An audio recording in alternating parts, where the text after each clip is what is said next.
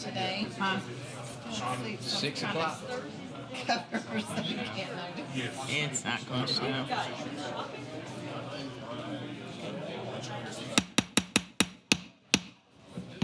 Good evening, everyone. It's November 19th, 2024, and we're going to call this meeting of the Gallatin City Council to order. We begin each of our meetings with the invocation, the Pledge of Allegiance. This evening, Councilman Allison is going to offer our prayer, and Vice Mayor Love will lead us in the pledge. I'd invite you to stand with me, please. Would you join me in prayer? Father, we come to you this night and we commit this meeting to you. We thank you for our health and our families. We pray for those who may be struggling with their health, that you would give them strength. We pray that this council would have wisdom, and we pray, Lord, that all that we hear, we would process and consider these things, and all wisdom would come from you. It's in Christ's name that I pray. Amen. Please face the flag and repeat. I pledge allegiance to the flag of the United States of America and to the republic for which it stands, one nation under God, indivisible, with liberty and justice for all. Now, Ms. Kittrell, if you would call the roll for us, please. Vice Mayor Love. Here. Councilman Allison. Present. Councilman Carter. Present. Councilman Fan. Here. Councilman Fennell. Here. Councilman Hayes. And Councilman Juvance. Mayor, we have a quorum. Thank you so much. You have the minutes from the November 5th, 2024 council meeting for your consideration for approval.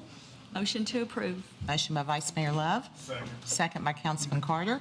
Is there any questions, any additions, any corrections? Seeing none, all in favor of approving the November 5th, 2024 City Council meeting minutes, please say aye. Aye. Opposed, say no. Minutes are unanimously approved. We will now move to public recognition on agenda-related items. This is the time of the meeting that the public can speak to any item that's on the agenda. There's also a time at the end of the meeting for public comment on items that are not on the agenda. There are 2 public hearings this evening. If your concern is related to one of those, you may prefer to speak under the public hearings.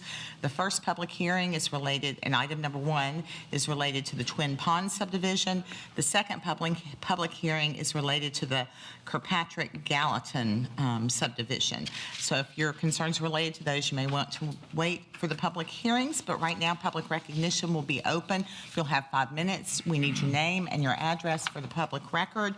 And with that, it is open and you may come forward if you so desire. Okay, seeing no one indicating that they wish to speak, I'll declare public recognition closed. We will move on now to Mayor's comments. I do have just several events to mention to you. I certainly want to recognize that the Metadata Center celebrated their opening last week. It was quite the celebration, and I was glad to be able to be there. Coming up this Friday is the Good Morning Gallatin, hosted by the Gallatin Chamber. That will be at the station across the street. A couple of our Gallatin City employees will be featured, right? I think it's City Engineer Nick Tuttle and Public Works Superintendent Richard DePriest. Neither of them are looking at me to confirm that. Okay, that's accurate then. Also this weekend is the Christmas Harvest Craft Show at the Civic Center. It is always a gymnasium packed full of all kinds of wares for the public to purchase and celebrate the holidays. This Sunday, there's a community Thanksgiving service at the Warehouse Fellowship, 571 Airport. That's from 5 until 7 p.m. Next week, of course, is Thanksgiving. I will remind you all that there is no meeting next week. On the 28th, also on Thanksgiving, is our city planner, Brian Rose's birthday, so happy early birthday. And then most of the offices will also be closed on Friday in observance of Thanksgiving. Note your garbage schedules for next week. The Gallatin Christmas tree lighting will be happening on the 3rd of December. The city employee Christmas luncheon will be happening on the 4th, and then Tuba Christmas will be happening on the 5th. On the 6th, National Lampoon's Christmas Vacation will be showing at the Palace Theater.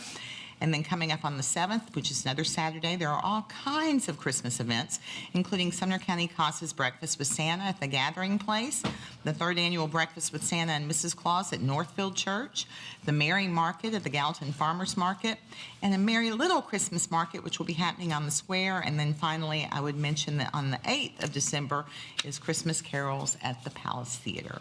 So that concludes Mayor's comments, and we'll move on to the regular agenda. And item number 1 is public hearing on amended ordinance 02410-62, and Councilman Juvance is recognized to introduce that. Thank you, Mayor. It's a public hearing for an ordinance of the City of Gallatin, Sumner County, Tennessee, rezoning 131 and 64 acres from the agricultural residential district to R10 PRD, medium density residential plan residential development district with a preliminary master development plan for Twin Pond subdivision located south of Longfellow Park and west of St. Blaise Road, authorizing the revision to be indicated on the official zoning atlas, repealing conflicting ordinance, providing for severability, and providing for an effective date. And it's a public hearing. It is open. Okay, this is a public hearing. I would remind you to please be respectful, particularly based on some comments that we've had in the past few weeks. I ask that you not disparage housing that may be different from your own, because people live in all kinds of houses. I'd also ask that you be considerate of your time and realize that a lot of people may wish to speak, and so I'd like you to keep your comments as brief as you can possibly and say what you need to say. But with that, the public hearing is now open, and you may come forward if you wish to speak.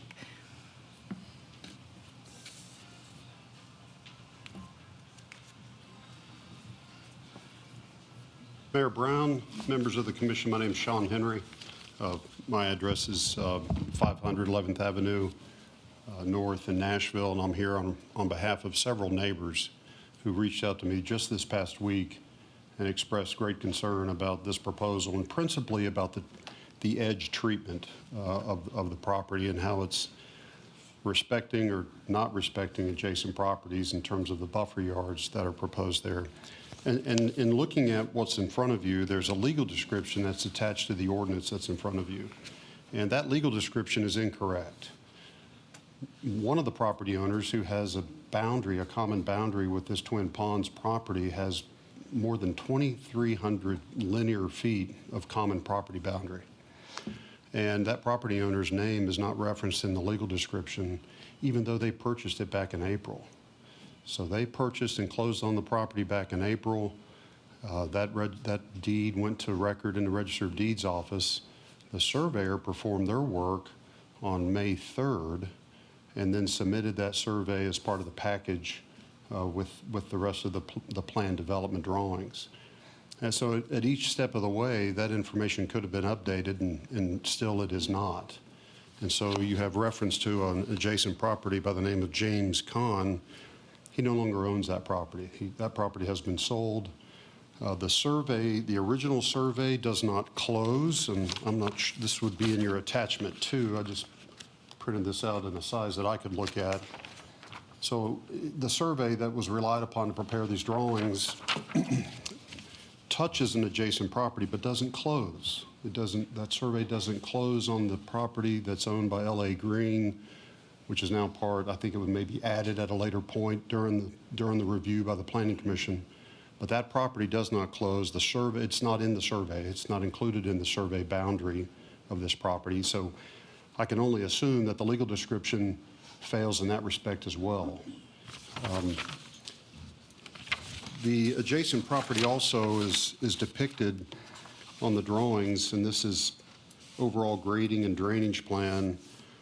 But the plan is using stream one. Stream number one runs right through this adjacent property, and also uses as labeled pond number 7. These are on adjacent properties where the water from this site will be draining to. That existing pond number 7, to my knowledge, has not yet been studied. Its depth, its volume, will it work? It's the pond downstream on adjacent property that'll accept the stormwater coming off of this property. So I realize that sometimes in the review of these, there's the preliminary development plan, and then a final development plan will be left up to the staff and the Planning Commission to approve. This is such a critical issue. We're asking you to not wait for the administrative review by the Planning Commission and the staff, to stop and really think hard about this preliminary plan and make sure that these issues are addressed now. Because once you're done with it, once you pass the zoning, as you know, it's out of your hands. You know, you've got no more decision involved. You can't make a decision later. Your role's done. We're simply asking you to not let your role end until these plans and these drawings are corrected, and include all of the property that's proposed, and addresses some of these issues that the adjacent properties, particularly the downstream property owners that we've been talking with, are super concerned about. Finally, and let me say, just for the record, I want to submit this warranty deed for the record, which again shows that this property was purchased back in April 4, but is not included in the submission. Thank you. Finally, and I want to be respectful, Mayor, of the time. I could go on for a while, so I'm going to stop. The buffer yard provisions, which are rather extensive in your zoning code, there's quite a few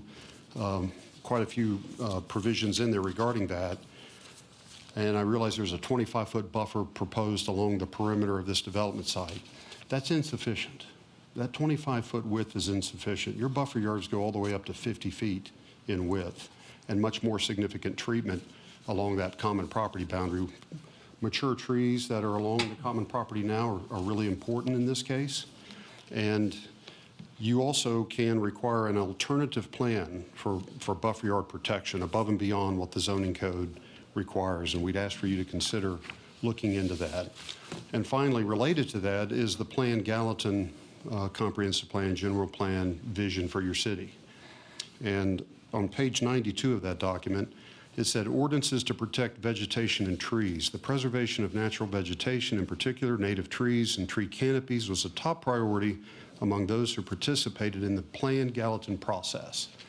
And what you have in front of you is an opportunity now, an opportunity to insist and make sure that a piece of zoning legislation that's going to put a significant number of homes on a piece of property respects those adjacent property owners and those adjacent boundaries with a proper buffer yard that provides that protection. So we'd ask for you to consider those items and take action accordingly. So thank you very much. Thank you.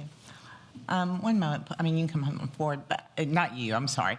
I can't tell how many people are standing in the foyer, but I don't want you to not feel involved in the meeting. You're welcome to bring some of the chairs out there in, or find a couple of vacant seats that I do see within the room.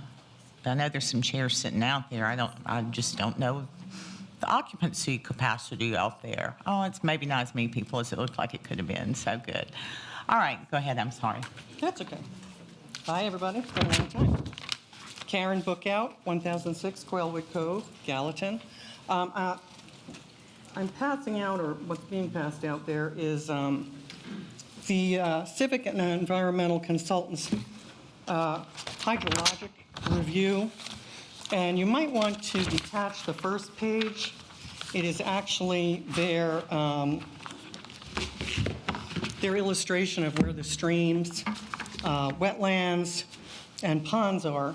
And you were unsure if Pond 7 had been surveyed, and CEC did survey it, for your reference, and I'm going to discuss that, although I do know that it's on the adjacent piece of property. I'm going to just go over this CEC hydrologic report in detail, if you don't mind. I'll be as quick as I can be. Firstly, I want to cite my sources. Of course, CEC is the primary source. My other sources are the Tennessee Department of Environment and Conservation, and the state of Tennessee, University of Tennessee, University of Michigan, the EPA, and the Safe Drinking Water Act. Firstly, Stream 1, if you look at the second page, you'll see Rankin Branch. And on the colorful page, you'll find Stream 1 is actually Rankin Branch. In Rankin Branch, There's a lot of information you'll see there. I'm not going to go over all of that.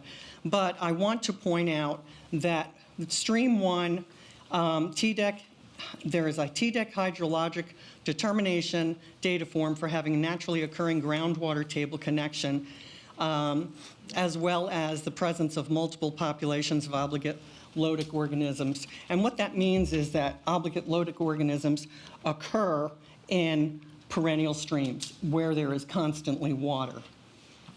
So this stream does not dry up.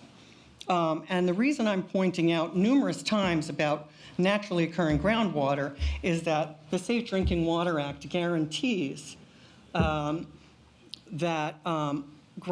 protects groundwater.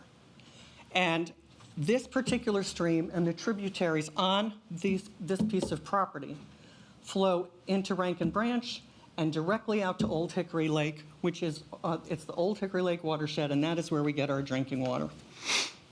Stream 2 is also a perennial stream.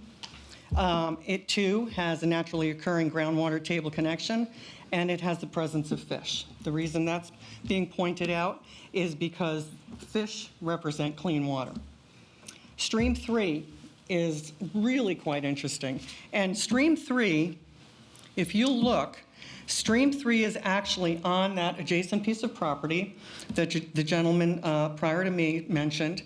However, it is directly connected to Rankin Branch. So, and in Stream 3, they found, of course, the streamside salamander. You guys know I'm not going to stand up here without mentioning Amstone barbari. In addition, they found multiple stoneflies and caddisflies were observed throughout the feature. In other words, Stream 3 and where it connects to Stream 1, the entire water feature contains stoneflies and caddisflies. Who cares about them? Except that they're rare, and they are federally and globally protected and state protected. So this is something that I personally have never come across. And I do want to mention at this moment that this CEC hydrologic report, I'm not an expert, as you know, I'm just a citizen, but I've, in the number of hydrologic reports that I have read, I have never found one so detailed. And as I go along, I haven't spoken with anybody at CEC, but it appears to me, if somebody were to ask me, I would say they have written step by step, reason after reason, why this property is totally inappropriate for development. As I said, these particular flies, stoneflies and caddisflies, were observed throughout that entire feature. And again, it has a naturally occurring groundwater table, and it has the presence of multiple populations of obligate lotic organisms, which I know is, who cares? But it speaks volumes. This is healthy water. And caddisflies and stoneflies are the first insects to disappear when these waterways are disturbed or changed. They are a biomarker for healthy water sources. If these streams are changed, they will go away immediately. And that tells you right there that the water will not be as healthy as it is currently. Stream number 4, again, has the same determination, TDEC hydrologic determination, for having a naturally occurring groundwater table connection. Stream 5, again, naturally occurring groundwater table connection. All of these streams are connected to your drinking water. Stream 6, again, naturally occurring groundwater. The next page, wet water conveyance. You'll see that I circled at the end of that first paragraph on page, well, it's actually page 4, but page 2 of what I've handed out. And it notes multiple crayfish burrows and fibrous roots found throughout the feature length of this wet water conveyance. Crayfish, again, are a biomonitor. They are actually used for monitoring the health of freshwater sources. The presence of crayfish noted here in the wet water conveyance indicates this is a healthy wet water conveyance.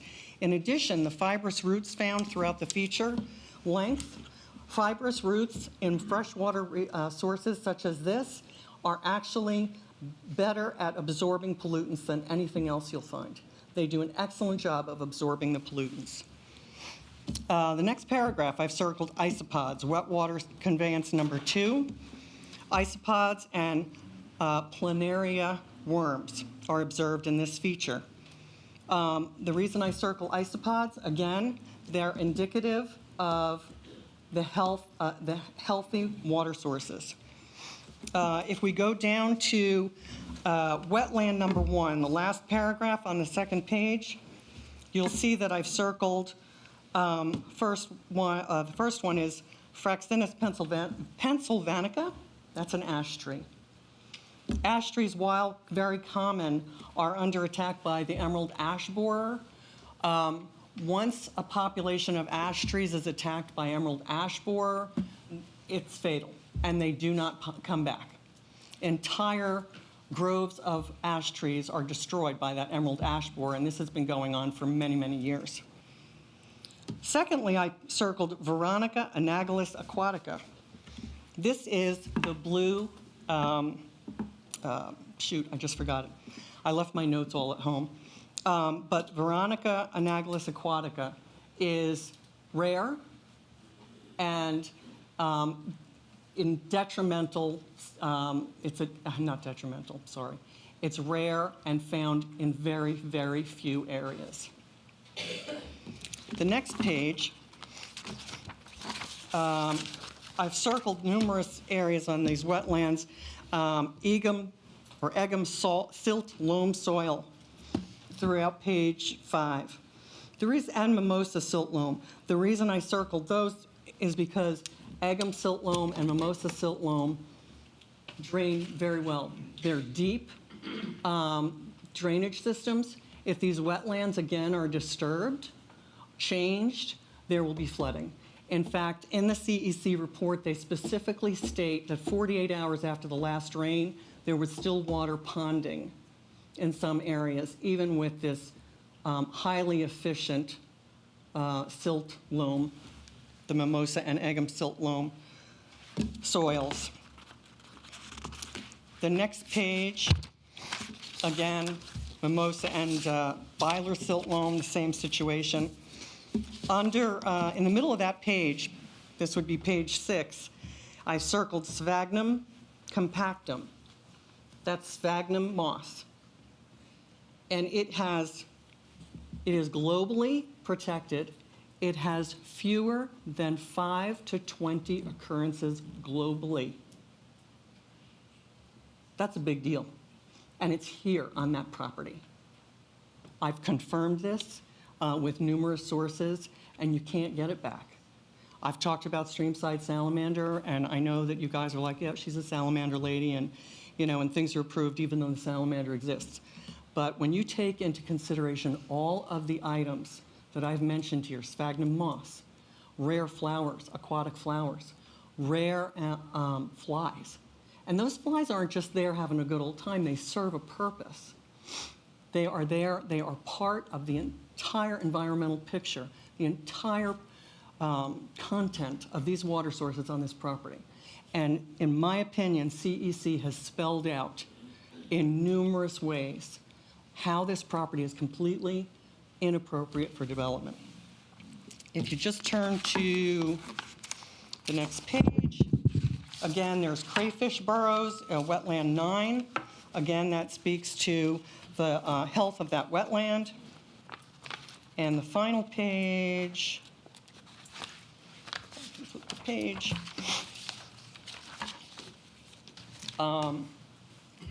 Pond 7, I know, is on the adjacent property, but Pond 8 is on the property that's being considered, being discussed tonight.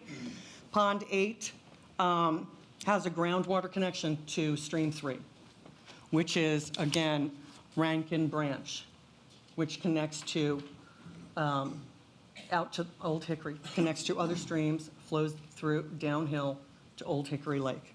So I hope that you'll consider, take all of this into consideration, the numerous rare species, flora and fauna, the groundwater connections here, and how devastating it would be if this property is approved for development.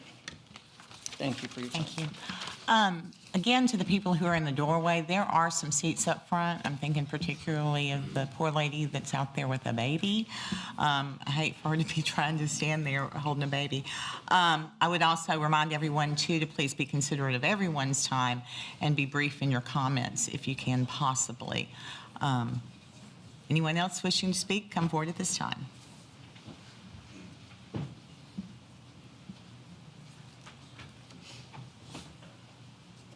Guys, thank you for having me. My name's Chris Galicki. I live at 1026 Brighton Lane. For those that don't know, that's in St. Blaise Retreat.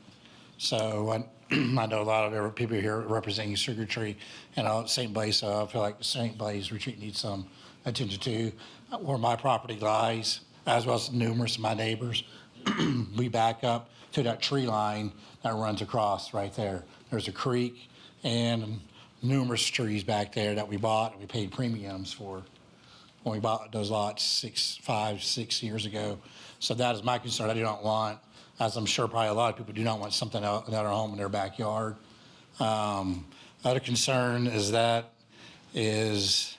amount of traffic for something like that would be coming on Long Hollow as well as on St. Blaise. I don't know, I have a 17-year-old. She drives up and down Long Hollow. That has been more and more accidents every day, every week on Long Hollow, and it's hard as heck to get it out on Long Hollow from St. Blaise Inn or Neal's Lane. Probably needs a light there. In my time, I could tell this past year, at least 6 accidents have been there, or people trying to pull out. And to put that on top of people driving down Long Hollow, especially younger populations who do not know how to drive well these days. And there is a blind hill as you come up to Sugar Hill Tree Estates. My concern is people of them being able to navigate that. Okay, and last thing we comment on is the amount of density. I know I'm not against growth. Growth can be good, but my concern is the amount of homes being built on that 131 acres. 300 homes seems a lot. They're all compact. From what the plans, all compacted. Look like cookie cutter homes. And all you can say is go look at the back of Fairview Farms, where all those homes are stacked on backs up to 25, and there's numerous cars parked all along that road. I don't know how fire trucks or emergency vehicles are able to get through there. So that is my other concern. Maybe looking at if there's developers concerned, maybe half-acre lots or something. I think that'll be more beneficial for everyone in that area. So thank you very much. Have a good night. Thank you, sir, and to whomever your daughter is, I don't think Dad was saying you're a bad driver. He's just worried. National Honor Society meeting, I said she owned it. Hey, good for her. That's where Chief just was. Yeah, I think I saw her. Yeah.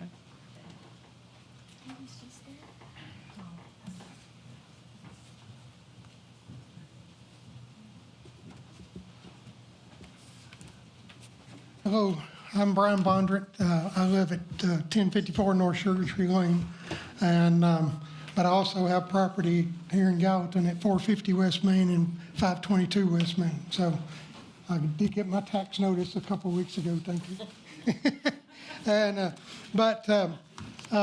some of this is, I spoke on the last hearing, but I have some other information I want to add. But first off, I want to thank the council members. You guys got a hard job, and I appreciate what you do to try to help our city as best you can. Also, the Planning Commission and codes. I looked at the website, and the volume of stuff that y'all are dealing with is just overwhelming. It's just, and so I know you got a tough job, but yes, we're concerned about our little area out there, but it's important because obviously Gallatin's growing. We've known that.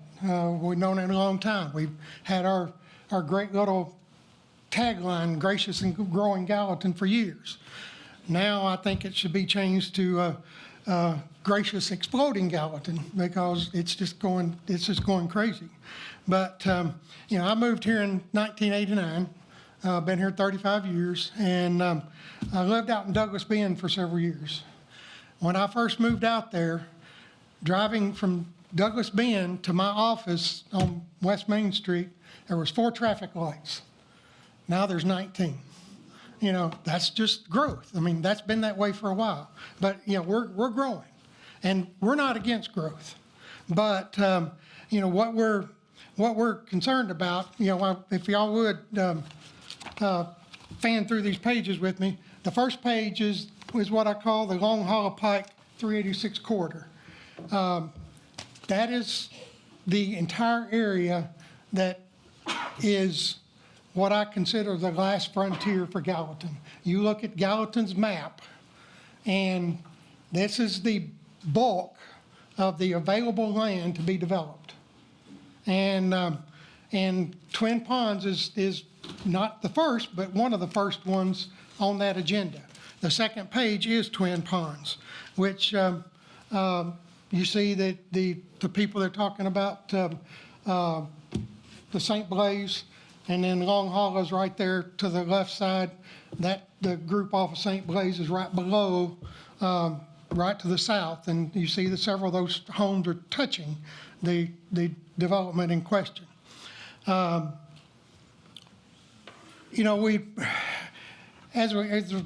was brought up, the strategic plan was done a few years ago. And all of this area out there is currently zoned agriculture. But in the strategic plan, it is put in as suburban, which, some of it it's suburban and mixed use. Well, the mixed use is getting developed real quick. But now the suburban is beginning to occur. Now, this particular zoning of suburban does allow for the plan that the developer has proposed. It allows for a R10 medium density. I kind of chuckle at the medium density looking at what is going in there, because I don't consider that medium density myself, but I'm not a certified planner, so I don't know how all that works. But my issue is this current plan, it doesn't fit.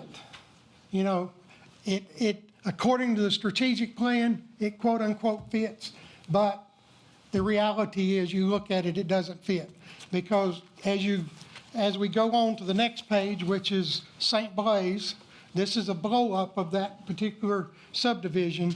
And I took all these off Google Maps, so anybody can look at it. But, this to me is a nice subdivision.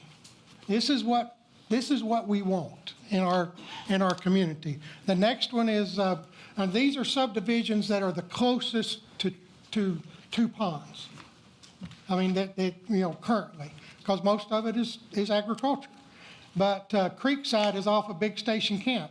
Very nice development. I got several friends that live down in there, been down in there for years. The next one is Carrollton.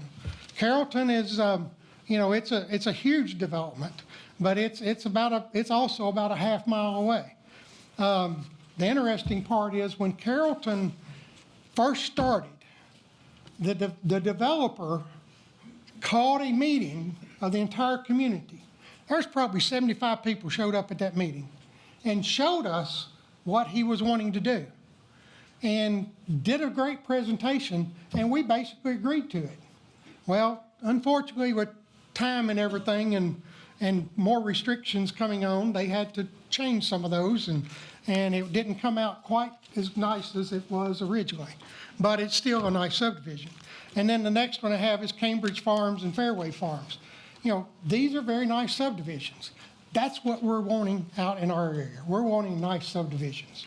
Now, the next one is, I hate to bring it up, it's a dirty word around here, but these are the apartments that are in the general area.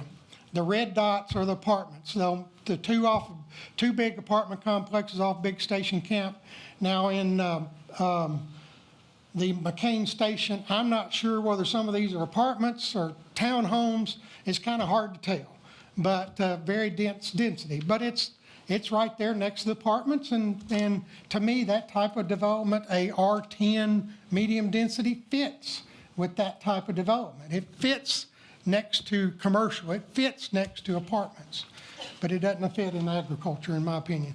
Then you look down on Nashville Pike, a couple big apartment complexes. My son lives in one of them, and but that's all in that general area. Well, why is that important? Well, guess what? Station camp schools were built, and it filled up pretty quick. Added all these apartments out in the station camp area, then they became overloaded. We built another school out there, Liberty Creek now. Well, Liberty Creek is just new and it hadn't formed, hadn't developed yet. It hadn't fully filled out, but we start putting in all these real medium density developments in there. We're going to be building another school complex in the next 5 to 10 years, coming out of our tax dollars. County, but still, it's, that'll give Gallatin, 4 high schools or 4 school systems in our city? That's not a bad thing, but yet, those are things that I think we need to think about. Then as we get on to the next 2 pictures that I have, these are pictures of subdivisions that have the type of housing that they're recommending. These are what I call skinny houses. They are, and not that there's anything wrong with them. I got one of my best friends who lives in one down in Hendersonville, but it doesn't fit. It goes back to, trial many years ago that, if the glove doesn't fit, you got to quit type thing. Well, it doesn't fit, and so that's the big thing that I want you guys to and ladies to consider, is the fact that we got an agriculture area that's going to develop, and the big issue that I'm worried about is if you allow this to go in, then the entire area out here, all that agriculture area, you won't be able to stop anybody else from developing it the same way. So the population out there, if you do that, is probably going to exceed the city that currently, because you start putting all these high density houses real close together, you're going to get a big population real quick. And it's not a bad thing, but it needs to go in the appropriate areas. But this, as you look at the subdivision, these are all these houses stacked close together. Those lots are 53 feet wide. And then where you take the 10-foot side yards, that puts it down to a 33-foot house, the width of the house. You take off for the eaves of the house, the actual house inside is close to 30 feet. That's the width of this room. This room is 30 feet based on the ceiling tiles across. And so to give you an idea of what these houses are going to be that they're proposing, it's going to be this wide, I don't know how long, but stacked real close together like dominoes. So what I'm asking for is for you guys to consider sending this back to the Planning Commission and let us talk with the developer, ask the developer to meet with us and have a discussion and try to get this right. We know Gallatin's growing, and we know we're not going to be isolated forever. We've been out there a long time, love it out there. It's not going to stay that way. We know that. But we want it to be nice, and we not only ours, but the rest of it. And that's what we're asking for. Appreciate your time, appreciate what you do, and just thank you for listening to me. Thank you. While the next person comes forward, I'm again going to ask that you try and keep your comments a little bit brief, because I do not know that many people have the attention span to listen to a lot of speakers speak for 15 minutes each. So, Wrote mine down so I wouldn't do that. Thank you. My name is Ben Fry. I live at 1029 North Sugar Tree Lane, Gallatin, Tennessee, 37066. My wife and I are lucky enough to live on 5 acres in the middle of Sugar Tree neighborhood, and we have 3 teenage boys. Our property backs up to the proposed development. We buy hay in the winter from Mr. Mitchell for donkeys and alpacas and goats. And I know he's been looking to sell his farm for a long time, and I hope he's successful. It's just, I hope that there are some significant changes to the current proposal before it moves forward. The stream that was mentioned earlier, Rankin Branch, actually starts in the middle of my back field. It bubbles up out of the ground when it rains. And there's a trench there. You can come see it. When it rains hard, it backs up at least a full acre of my back field and my neighbor's field with standing water, and it stays there for a couple of days. I have videos of this if you want to see it. That water has to drain out through Mr. Mitchell's farm. It goes down St. Blaise and then the neighboring properties and out to, it exits into the lake at the Grasslands Country Club, so it snakes its way all the way out there. The current layout for Twin Ponds shows 24 houses within 50 feet of that creek bed where it is right now. Those houses, regardless of what the flood maps say, the FEMA maps, they will flood when it rains hard, unless they completely rebuild that entire thing. There are plenty of big developments happening all around us that have been mentioned: McCain Station, Westfield, Hidden Creek, and all those on Big Station Camp. There's a bunch more on Greenlee. These neighborhoods all have direct outlets that go onto multi-lane highways. They have traffic signals and medians, dedicated turn lanes, and none of that will really fit in the Twin Ponds plan. They might be able to squeeze in a turn lane, but that would be it. Those development corridors make much more sense for higher density buildings, and they would provide a large number of starter homes and rental properties and whatever else to fill future demand. There's another way to do the Twin Ponds development. It may not net as much profit per acre for the developer, but it would be more in line with the stated goals for this area of Gallatin and other successful neighborhoods that have been built in recent years. St. Blaise Retreat, the first section of Carrollton, it's half a mile down Long Hollow. Those are great examples. Many of those properties have, 1 acre lots. They have half-acre lots. They're not estates, but they're also not 0.18 acres, which is what most of the current proposed Twin Ponds lots are. It's just too small for that setting. We've lived on Sugar Tree for 5 years, and we've lived on Long Hollow for 10 years. And in that time, I've seen a lot of traffic increase. Across the street is Bagsby Ranch. It has a big entrance. And the hill from Big Station Camp, as it crests over there where Sugar Tree and Bagsby are, is a blind spot for traffic in both directions. The proposed Twin Ponds entrance would add 500 more cars to that blind spot, turning in and out every day, pulling out across traffic, and the existing infrastructure just isn't prepared. There's a huge slope that goes down into Bagsby Ranch right there, so you'd either have to extend that all the way out, or you'd have to cut into this design, and they haven't put anything in the proposal for that. We heard in the previous meeting that the city was going to try and get the developer to pay for the Bison Trail extension on the south side of the property coming from Big Station Camp to help address the traffic in phases 4 through 6 of the project. That's a 3/4 of a mile of road. And are they going to build that? Is that, I heard it mentioned, but that seems, if you were to cut the density of Twin Ponds in half or whatever, and let the city build the road, then the developer wouldn't have to pay for the road.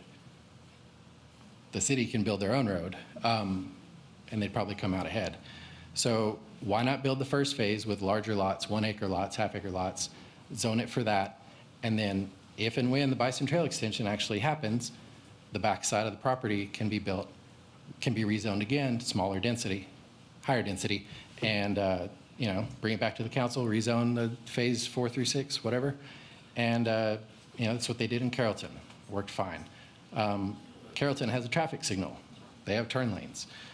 Since you don't have the ability right here to do anything except vote yes or no, I ask that you vote no on the question of rezoning to R10 and send the proposal back to the Planning Commission. Let them work with the developer and us if they want to, and come back with a plan that's more in keeping with the surrounding area, that won't strain the existing infrastructure and destroy the quiet country feeling that makes this area so attractive in the first place. Thank you.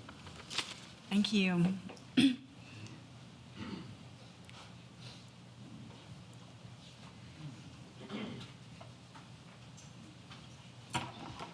Hi, I'm Kim Turnbull, and I am at 1046 North Sugar Tree Lane. And thank you to each of the council persons that met with us or responded to my call and talked with me about our concerns. I really appreciate that time. We still have questions, and so that's why I'm up here. Julie's passing out, I'll hold up the first picture there so that it could be seen. And this is a picture on the top of the breathtaking views that welcome you when you come into Gallatin along Long Hollow. And I think that's something that shouldn't be dismissed. It's beautiful, and as my neighbor said, it's kind of the final frontier for Gallatin. I think it needs to be recognized for what it is and considered something that is worth saving and preserving versus the second page that you have there. And I'll hold that up. You can kind of see it. Anyways, that shows the density of development proposed. And if you look at the third page that goes with that second page, in this picture, it's a 99-home lot development, and 64 of the homes are completed at this point. And the one that, of course, that we're proposing is almost 300 homes. The lot sizes are similar, and if you look at like the second picture there, you can see there's a van, and you can't see all the van between the two houses. So that's how close these homes are going to be down in there. So we're talking drainage concerns and not much green space. And then you can see the third picture, which has all the garages lined up. That's what's in the center there for those really close ones that don't have something coming from the front. So it will be all garages. That's all you're going to see there. And again, that's the backyard, that little teeny bit of green that is pictured there, which would not be adequate for kids to play on or for dogs or anything. So I hope these give you a little bit of a picture of what we're going to end up with, and that you would be as appalled as I am at thinking of that being in that beautiful landscape right there.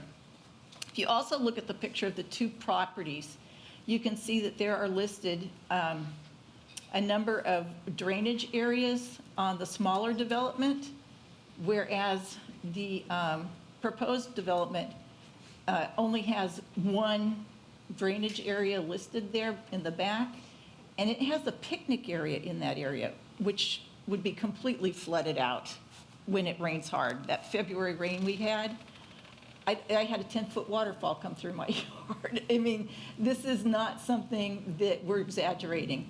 There are already existing water issues. I have groundwater coming up out from under a rock in my yard, and this is squishy out here, and it's not going to be something that would be picnicable after a large rain.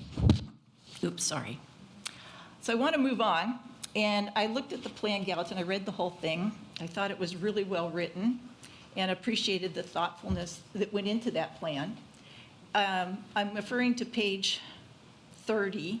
There's a map on there, and it says the 2045 development pattern based on the current trend. And I don't know if you guys could see that back there, sorry. I didn't include that because I assumed you guys had read this and were familiar with it. But it shows that the area that they're proposing would not be developed beyond 100 to 500 people per square mile in 2045. And that's on page 30 of that plan, Gallatin. And it considers on page 32 the trade-offs, sprawl versus compact development. And in the sprawl development, there is building, that's the suburban development that's being proposed. But in the compact, thoughtful development, it's still green where we are in that area, and there's a little bit of 500 to 1,000 people per square mile. So it's still not as dense as being proposed. In the plan, Gallatin, on page 71, the key considerations that they took away about land use compatibility and aesthetic quality is the scheduled use of the proposed development consistent with the context of the existing use? If not, would the activity of this site become a nuisance or a disruption to the quality of life or the economic value of surrounding parcels? And I would say that we can answer that with, yes, it would definitely disrupt the quality of life. It would definitely become a nuisance, as my neighbors have already started to list off. And it would be tempting to do a assessment of property value before development and after to see exactly how economically it may have affected each of the neighbors.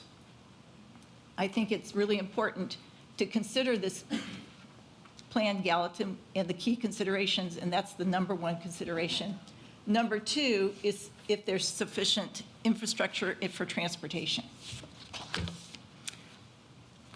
On page 35, under important outcomes of Plan Gallatin, figure 17, number one listed is the preservation of open space and natural beauty.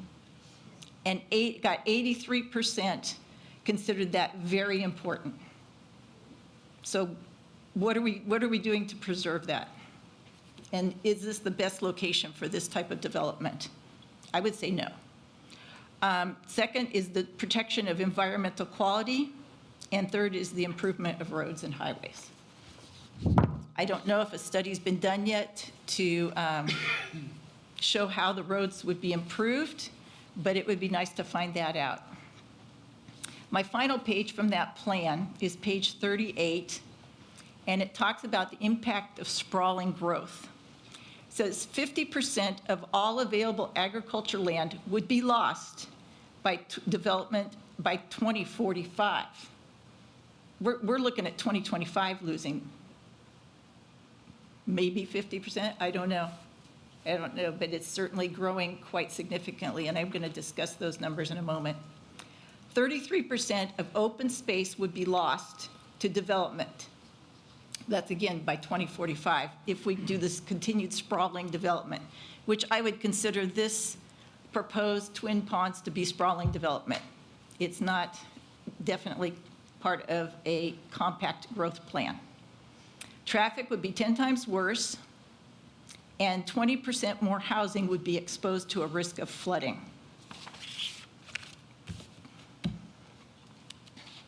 My neighbors are going to cover and have covered the desire for less density, the buffer size, drainage, and just the quality of life for those living there. So I'm not going to go into that.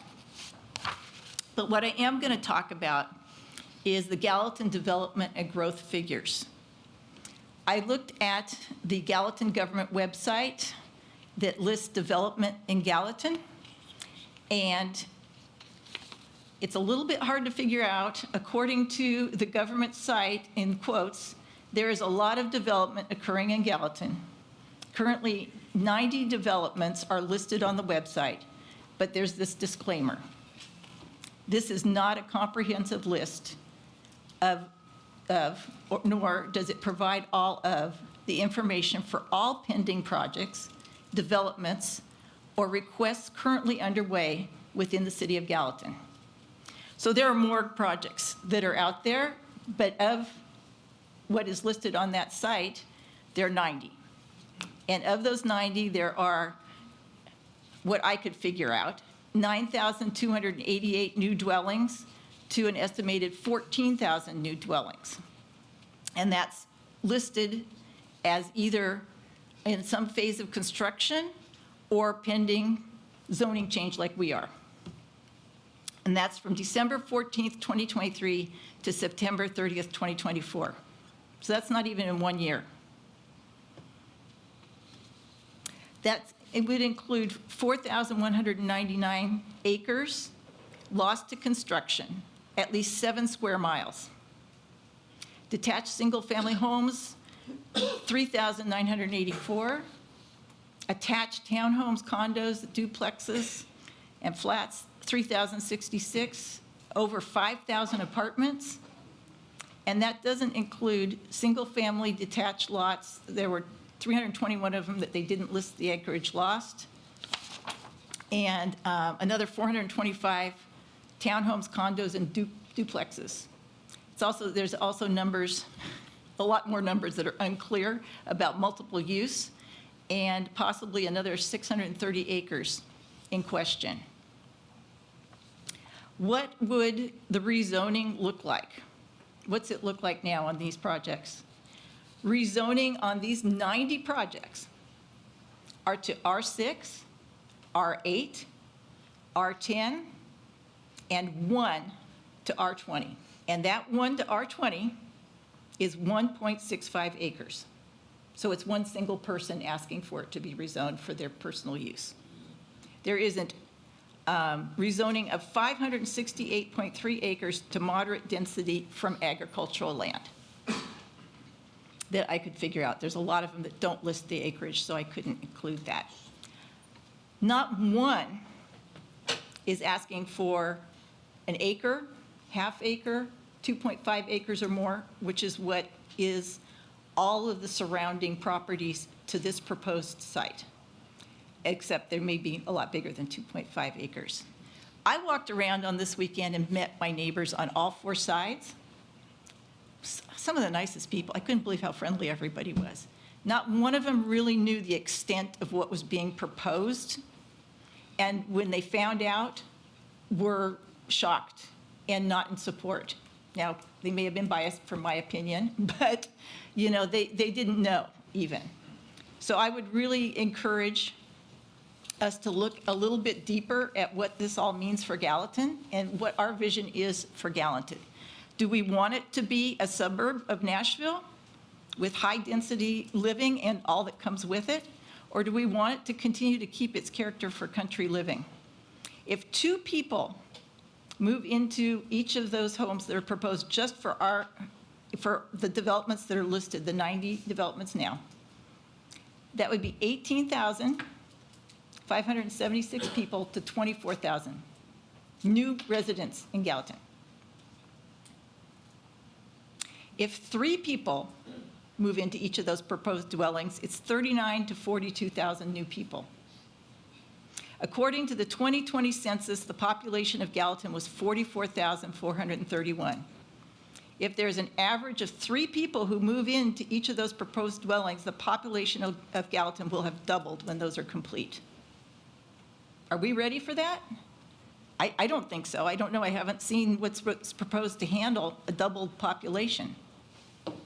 If 4 people move in, which is the average family, right? 2 kids, 2 parents, that would mean the population would grow by 52 to 56,000. That means we'd have over 100,000 people here, just with what's proposed now for development in Gallatin.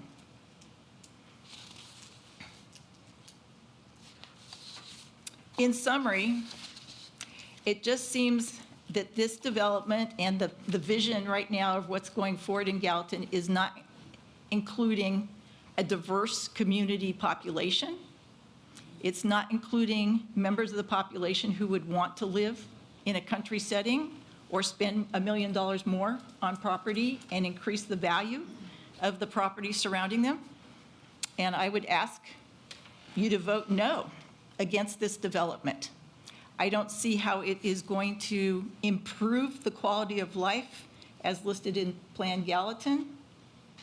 And I don't see that it's inclusive for all individuals that might be desiring to live here. And finally, if you aren't comfortable voting no, which I hope you really are, I hope you would defer this until after the holidays, when we can spend more time and energy on looking at what the options are to improve the option for building on the Twin Ponds proposed site. Thank you for your time. If you'd like to speak, I'd ask that you come forward.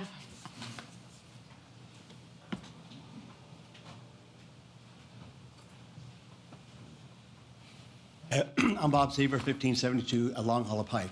I'm going to be very, very brief. I was here last meeting, and I mentioned a couple of things. And I've learned in my lifetime, there's a right time, and there's a good time, and there's a best place This is not the right time, this is not the good time, this is not the best place to do what is within this proposal. I mentioned that last time that there's three things that we need to come together with, and that's a win-win-win situation for the city, for the community, and for the contractor. Last time, I was almost agreeing that the city was winning and the contractor was winning, but the community wasn't. Hearing what I've heard now, there's two losers. There's the city and the community.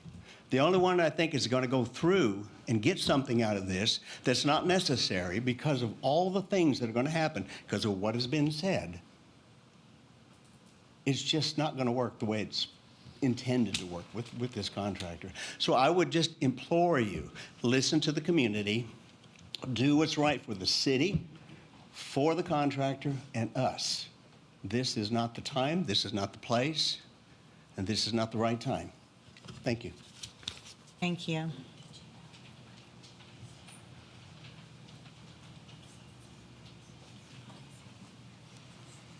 Good evening, members of the council. My name is Jason Holloman. I'm an attorney in Nashville, and I've been retained to represent adjacent property owners to this development. And you've heard a lot of substantive arguments tonight. I do want to underline a couple of those. Sir, we do need an address. I'm sorry. 4210 Park Avenue. Thank you. Primarily what I want to focus on is that this is a PRD, which gives you some flexibility in setting site-specific conditions.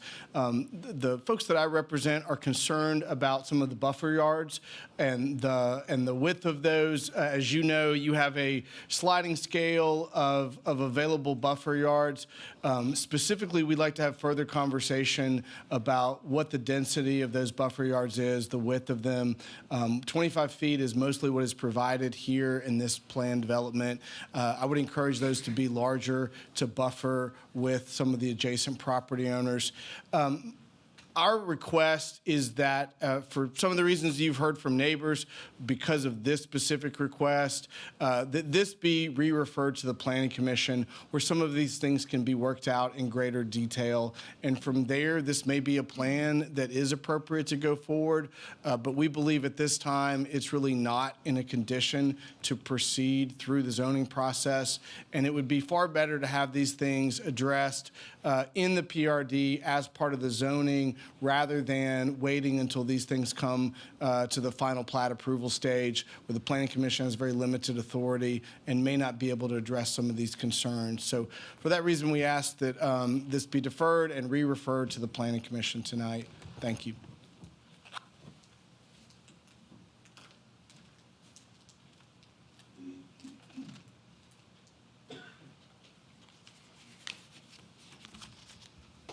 My name is Vicki Heinen. My husband Terry and I live at 1042 North Sugar Tree Lane. We've lived and worked in this area for more than 40 years. We've put down strong roots, and it's a place we cherish. It seems there's a certain randomness, however, to the assignment of zoning across Gallatin. In our case, we question approving the medium-density development surrounded by established properties of 2.5 acres or larger. It seems contrary to the image of our city spelled out in Plan Gallatin. We understand the need for development. It provides revenue and much-needed tax base. We ask you to consider more than the quantity of residences you're providing. Consider the quality of life you're promoting. We believe there are critical questions that have yet to be answered and concerns that have not been resolved. We are grateful for those who have responded to our emails. We thank you for your concern. Tonight, however, we are asking you to vote no on rezoning, and at the very least, delay the vote until these questions and concerns can be adequately addressed. Thank you. Ma'am.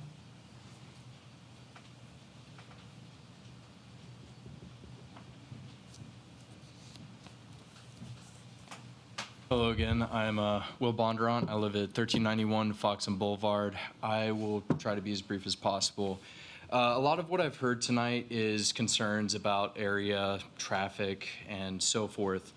And I kind of, while I was sitting there, I wanted to bring up a bunch of numbers for that. Not a bunch, but a couple. But before I do that, you've heard from, I think, just about every single one of us, but there are some people that still haven't spoken. But if you're here tonight for the Twin Ponds Sir, keep your comments to the council and mayor, please. Sorry, Yeah. I apologize. But if they could stand for a second. You know, I'm just going to get right down to it. 297 properties are the ones, is what is being proposed for that area. I'm being generous with this, but say it's a 2-car household. That's going to be 594 vehicles just coming in and out onto Long Hollow Pike. One of the things that I saw on the Twin Ponds subdivision buffer exhibit is just a tiny little buffer into the easement onto their property for a turning lane. The rest of it's going to be a 2-lane road. I then went and looked at the Gallatin.gov because whenever I was driving a customer earlier, her and I were talking about this, and she's like, get a traffic study. See how much more traffic for that area would impact the surrounding areas. And I thought that was a great idea, so I went ahead and looked up online if you guys had done one, and one was done in 2021. For Long Hollow Pike, it was proposed an estimate of about 15,540 vehicles. I don't know if that's per week, per day, I apologize. But for 2021, the traffic for that road was 22,075. Well over 5,000 more than the supposed capacity. With adding 594 vehicles going in and out at a given time throughout the day, with just a 2-lane road without any added infrastructure on the outside, it just sounds sloppy. I apologize for, you know, being as outwardly as I am about it, but the more that I look at it, and also with the amount of accidents that I've seen increase as more developments, more houses, and more businesses come up on just this section of Long Hollow Pike from Greenlee to Upper Station Camp. It's gotten larger, and it's going to be a whole lot scarier if this gets approved. So my urge to you guys tonight is to vote no. Thank you guys for your time, and sorry, I'm not used to getting up here. Good, you're very good, thank you. Thank you, guys.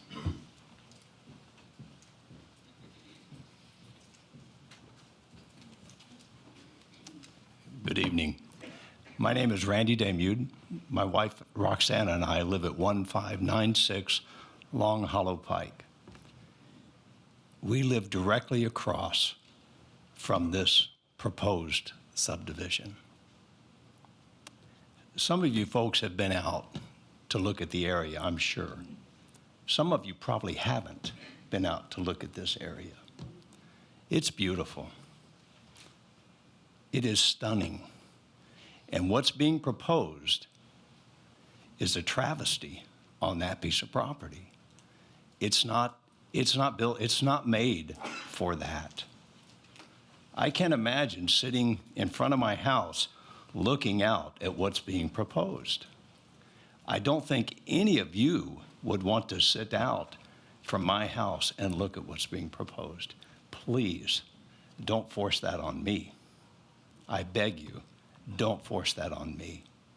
I would say with everything that's being said tonight, I don't see any way somebody could vote yes for this. It's a stretch to vote yes for something like this. So I implore you, please, please vote no. Thank you. Anyone else wishing to speak under this public hearing?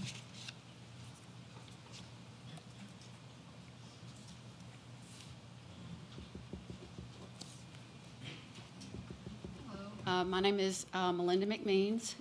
My husband John and I live at 1051 North Sugar Tree Lane. We've lived there 34 years. And I wasn't going to speak tonight. Everybody's been so eloquent and given so many details. But I would like to thank the lady that came up and did the environmental concerns, because that's been a big concern that I haven't really heard addressed. You have a very unique piece of property. And looking at all the development around us, there's not much of that left. And so if you develop that piece of property into what they're proposing, it's gone. You can't get it back. So please, I just ask you to vote no and to really think hard about what she said and look at those plans, and thank you for your time. Anyone else for this public hearing?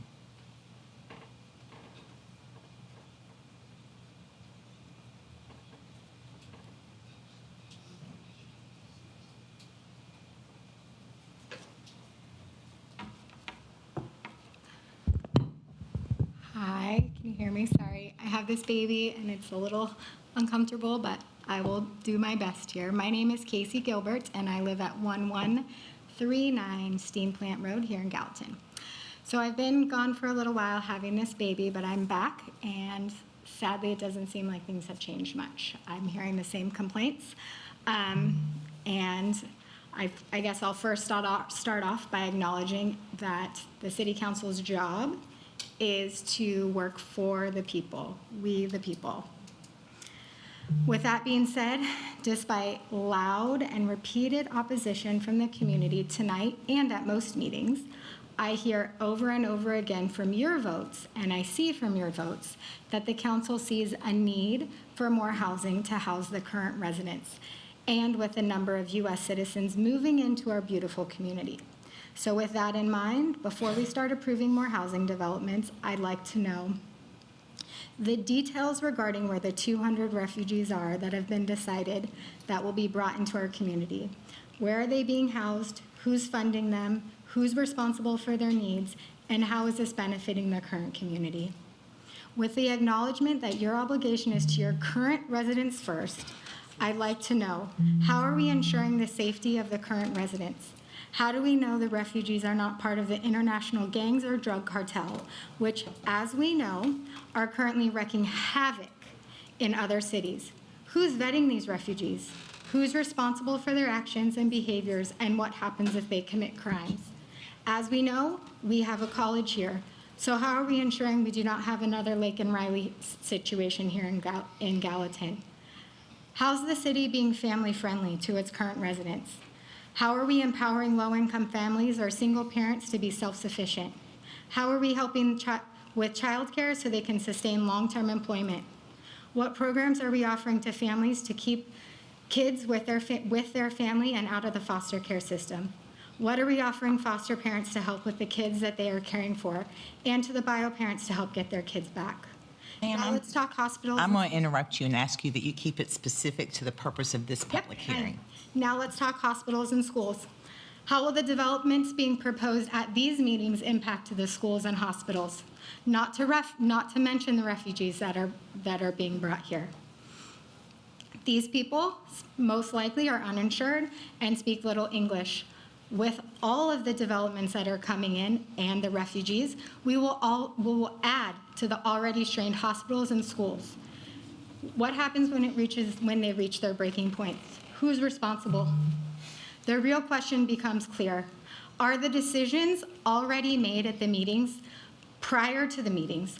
And are these meetings just a formality to minimally appease the community? Ma'am, please speak on this development. I'm asking, are these decisions that we're voting on tonight?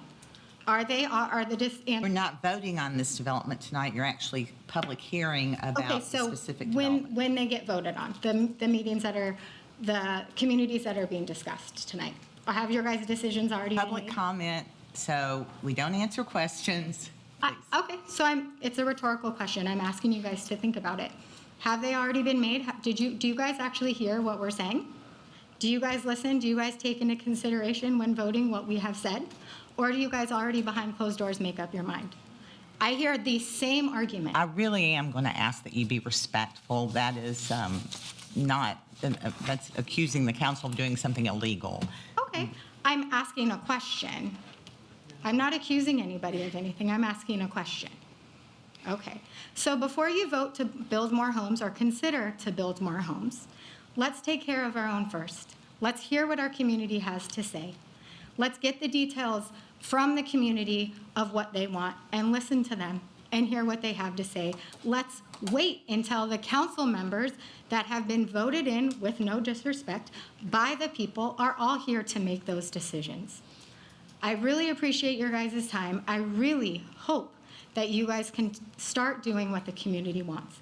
We have voted you guys in. The community is not happy. People are not happy around here. And I think that it's going to be loud and clear very soon. Thank you. Anyone else wishing to speak under this public hearing?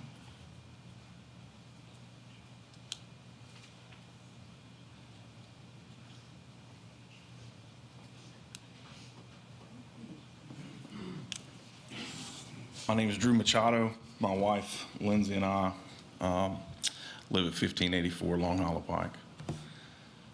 I'm really looking at the density portion of this. I deal in construction a little bit, and right now I'm wrestling with the wastewater authority in Mount Juliet because there's been so many people move in down there that they won't approve some plumbing that's going to go into a project of mine because it's too much water. And I'm wondering, do you guys, I know there's a planning commission and all that stuff. Do you guys look down the road? I mean, I'm thinking, we got a big piece of property across the street from here that's owned by a gentleman. I won't say his name, but it's owned. And if he just up and decides, hey, look, I want to sell too, and somebody else wants to put 300 houses right there, what are we going to do about that? Because right now, currently, my client's being told, you can't put plumbing in this building we're building because you got high water flow. Too much water's coming out of your house.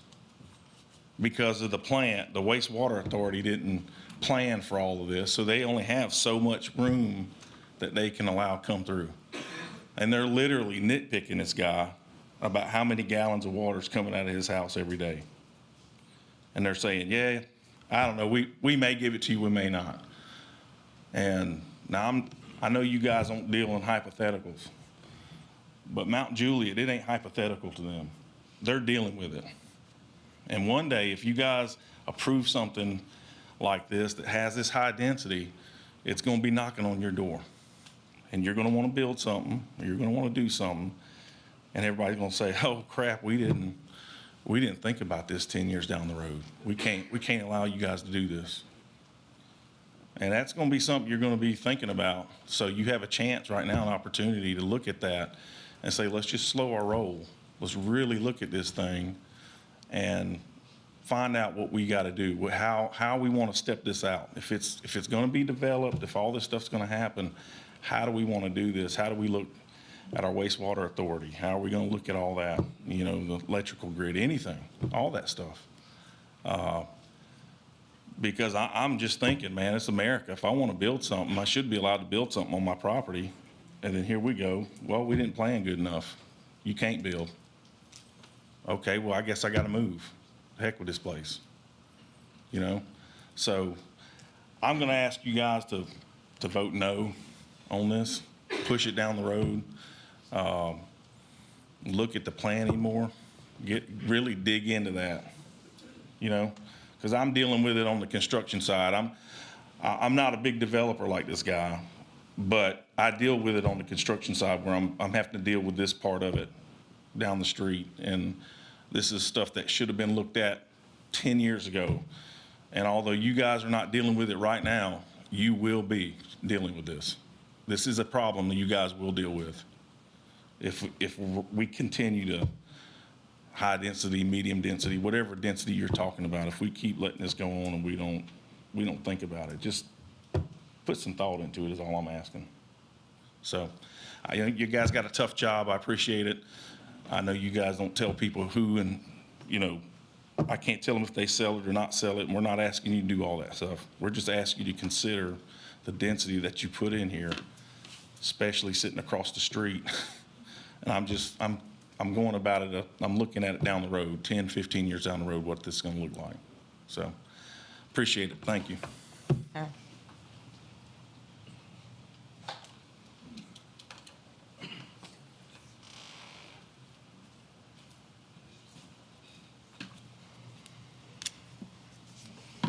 Hi, my name is Julie Poole. Me and my husband, Tony Poole, we live at 1049 North Sugar Tree Lane, and we've lived there for 21 years. I just urge you to consider all the long-term impacts of this decision before voting. Let's be thoughtful stewards of our community and ensure that the choices we make today will result in a positive future for generations to come. I respectfully ask you to vote no on the rezoning of the Twin Pond subdivision. Thank you for your time. Thank you, ma'am. Anyone else? Okay, I'm going to declare public hearing on amended ordinance 02410-62 closed. And I so much appreciate your mostly kind and gracious comments. They were very thoughtful and respectful, and I appreciate that. I think that keeps everyone in a better position to work together, so I appreciate that greatly. We'll move now to public hearing on ordinance 02410-63, and to introduce that one, Councilman Fennell. Thank you, Mayor. This is an ordinance of the City of Gallatin, Sumner County, Tennessee, zoning 106.91 plus or minus acres, not zoned to the R8 PRD. Let's pause for just a second. I'm sorry. There's a lot of people leaving. It's kind of noisy.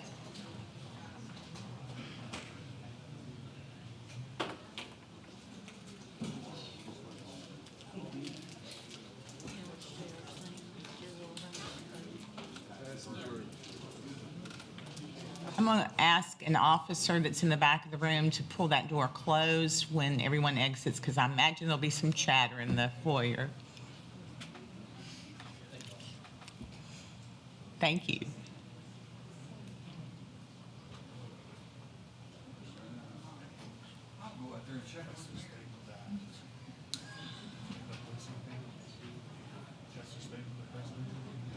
Oh, no.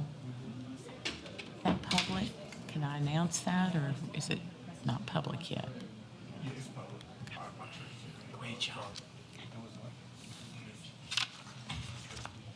Would you like me to start again? Yes, sir. Thank you. I'm so sorry.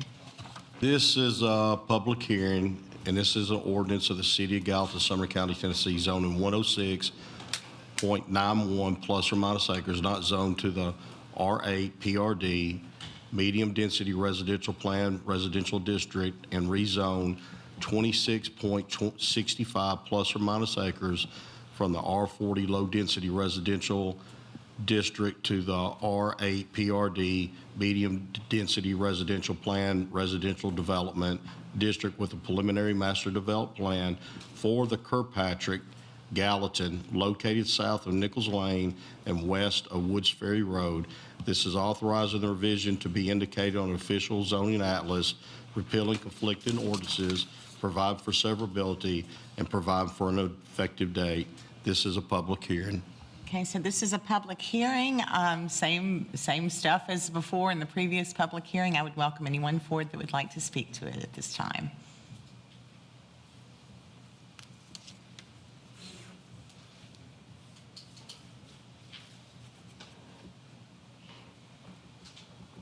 Hello again. I'm Elisa McDole, 1031 East Nichols Circle.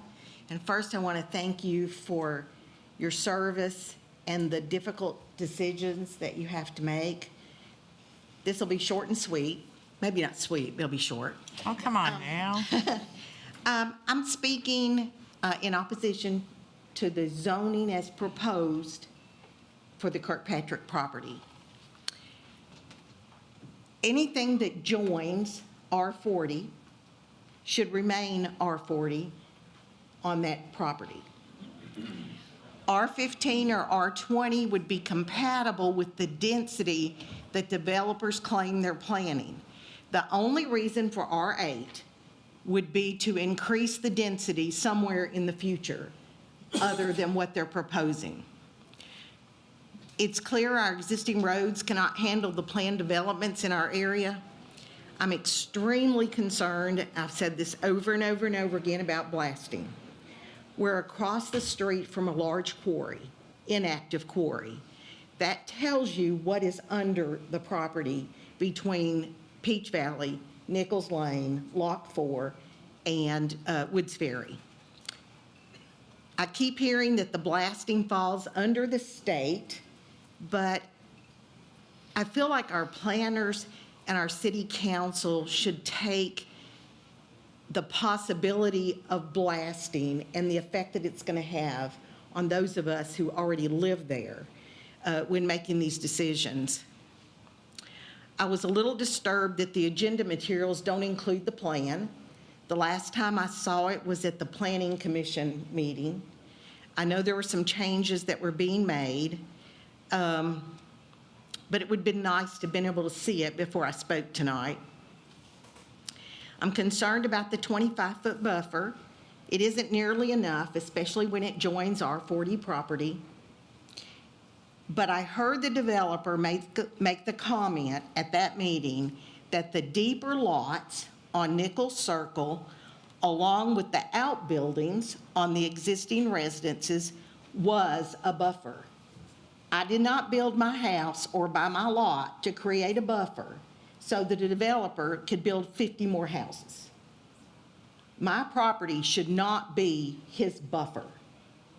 My land between my home, the back of my home, and the back of my lot should not be considered his buffer. 25 feet is not enough. This morning, I learned a new word. We see lots of wildlife. I learned that a group of turkeys is called a rafter.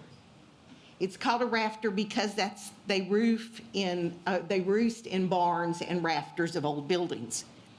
We see dozens of turkeys. We see dozens of deer. Those are not the only two species. There are coyotes, there are groundhogs, there are all the things you expect to see when you live behind a farm. We bought the land because it joined a farm. We know that it's going to grow. We know it's going to be developed. I ask you to protect our investment, to protect our homes, to protect the inhabiting critters in that area, and do that by not zoning to R8. Take it back to R40 where it touches R40, and then let them build beyond that, and still not R8. It's way too dense, and I appreciate your time. Thank you, Ms. McDowell. I thought it was a gaggle of turkeys. I do too. That's what they do, they gaggle. But they're raptors.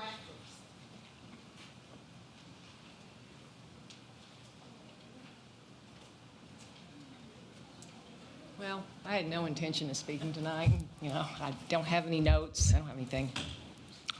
But I had something kind of happen to me. We were on a trip for almost 2 months.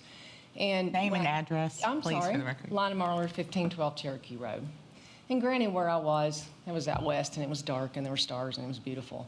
But I came home, and I remember I walked out on my back patio. Walked down to the end of the patio, and there's this just huge glow of light. And I was like, and we have a lot of trees on Cherokee Road. And I walked back in, and I asked my husband, I said, is that? He said, yeah, that's Publix, that's Windsong, that's everything. I was like, okay. So I went out and I've started planting little trees that'll be 30 feet one day, trying to kind of get some kind of light. What I'm really worried about is the light pollution. So what I'm really worried about is that I guess since I started coming here 2 years ago, I remember people saying, the area around, we really don't see these high-density, medium to high-density homes. But now, if I count it right, and I've been out of it for a while, I think we're at 1,400 or 1,500 out on Peach Valley. And citizens want that to change. So what I would ask you is that, because what's going to happen is all this property is going to be leveled. It's just every neighborhood. I forgot the one on Woods Ferry. It's flat now. All the hills are gone. Kirkpatrick's kind of up on a hill. It's going to be flat. The the banks will be flat. So all of a sudden, I'm just thinking I'm just going to have the worst light pollution. I already have 109 Bridge. It sounds like an interstate in my front yard. So, I used to live way out. I don't anymore. I get it. But if I could ask you to please maybe dial back some of this density, being so many houses a lot and so much light. And that's all I had to say. Thank you. Appreciate your time. Next. I don't see anyone indicating that they wish to speak under this public hearing, so I will declare the public hearing closed and move to item number 3, which is second reading on ordinance 02410-59, and for that, Councilman Hayes is recognized.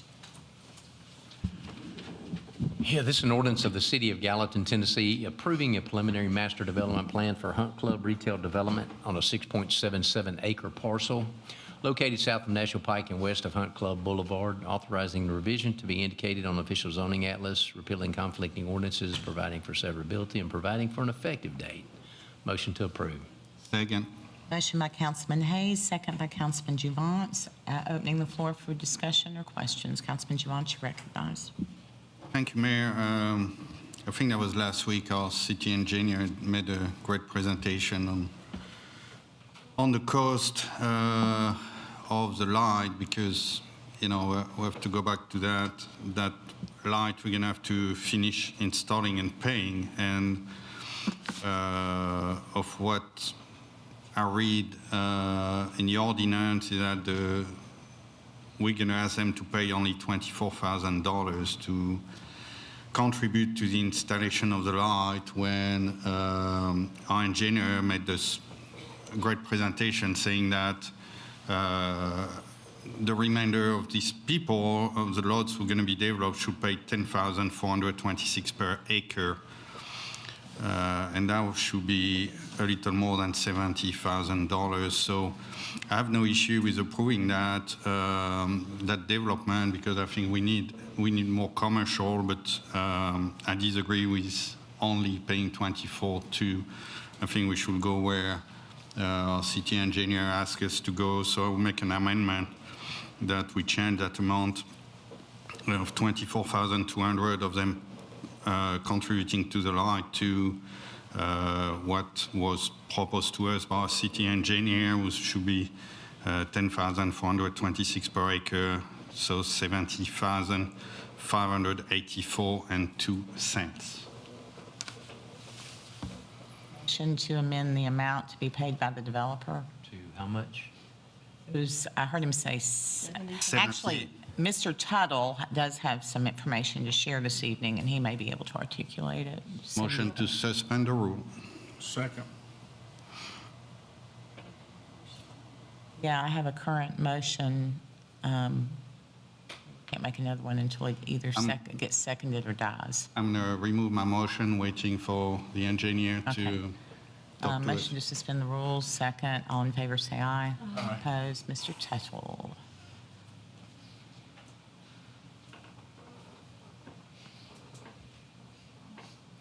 Thank you. I just wanted to give you maybe a 1-minute recap, just in case you had questions. Do I need to push anything to activate this?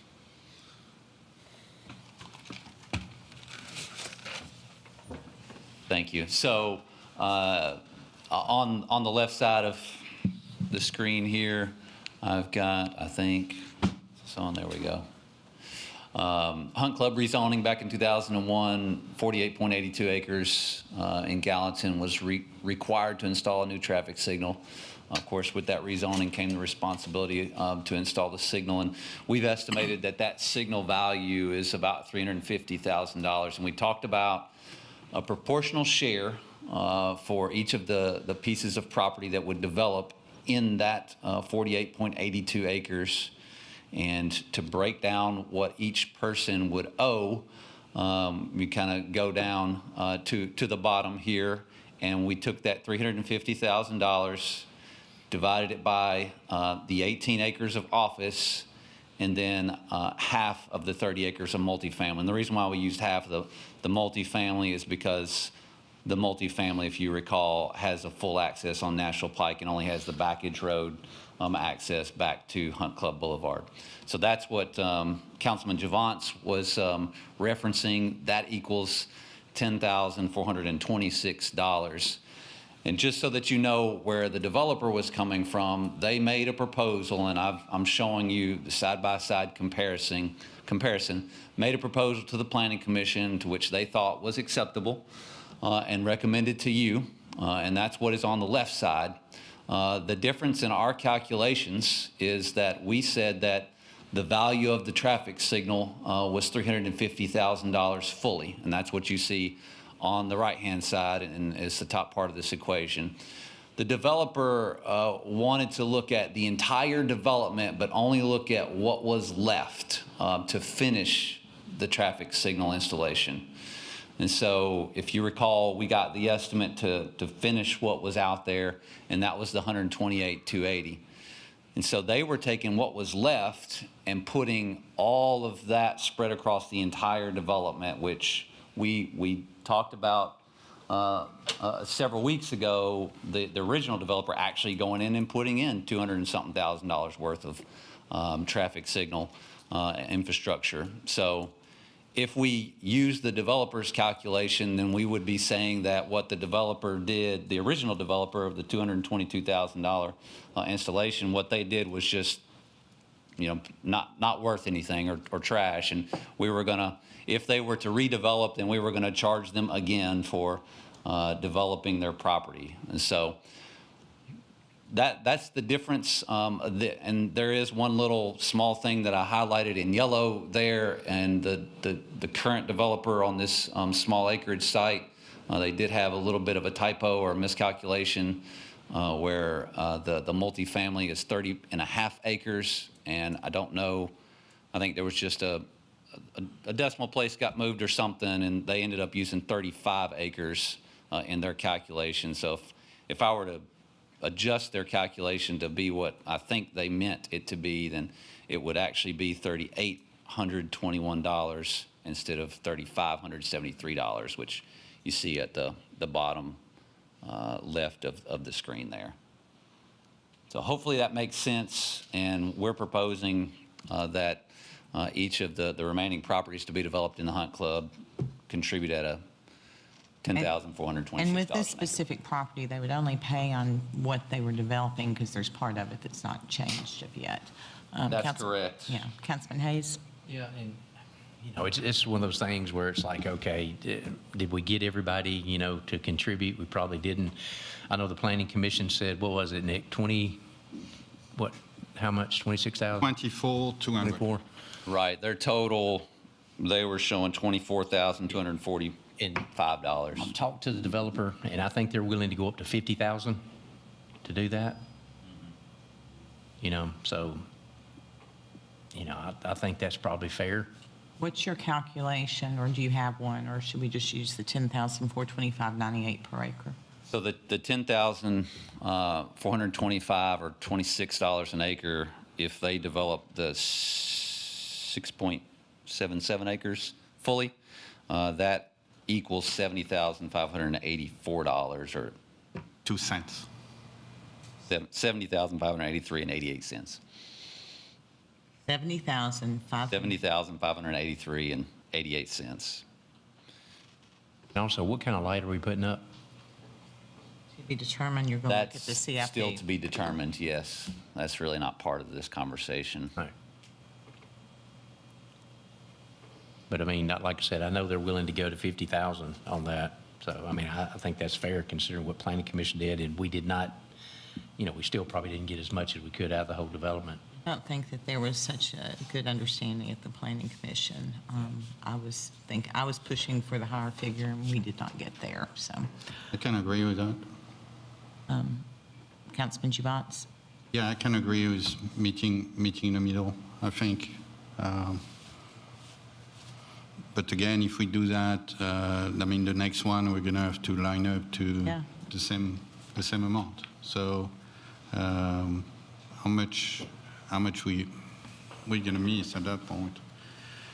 $1,000 per. Well, again, that goes back to what Councilman Hayes is talking about. I don't know how much we're going to end up spending, but if we look back at No, I'm just talking about the acreage. Oh, how much is left? It would recalculate. After this, there's only 1 acre left.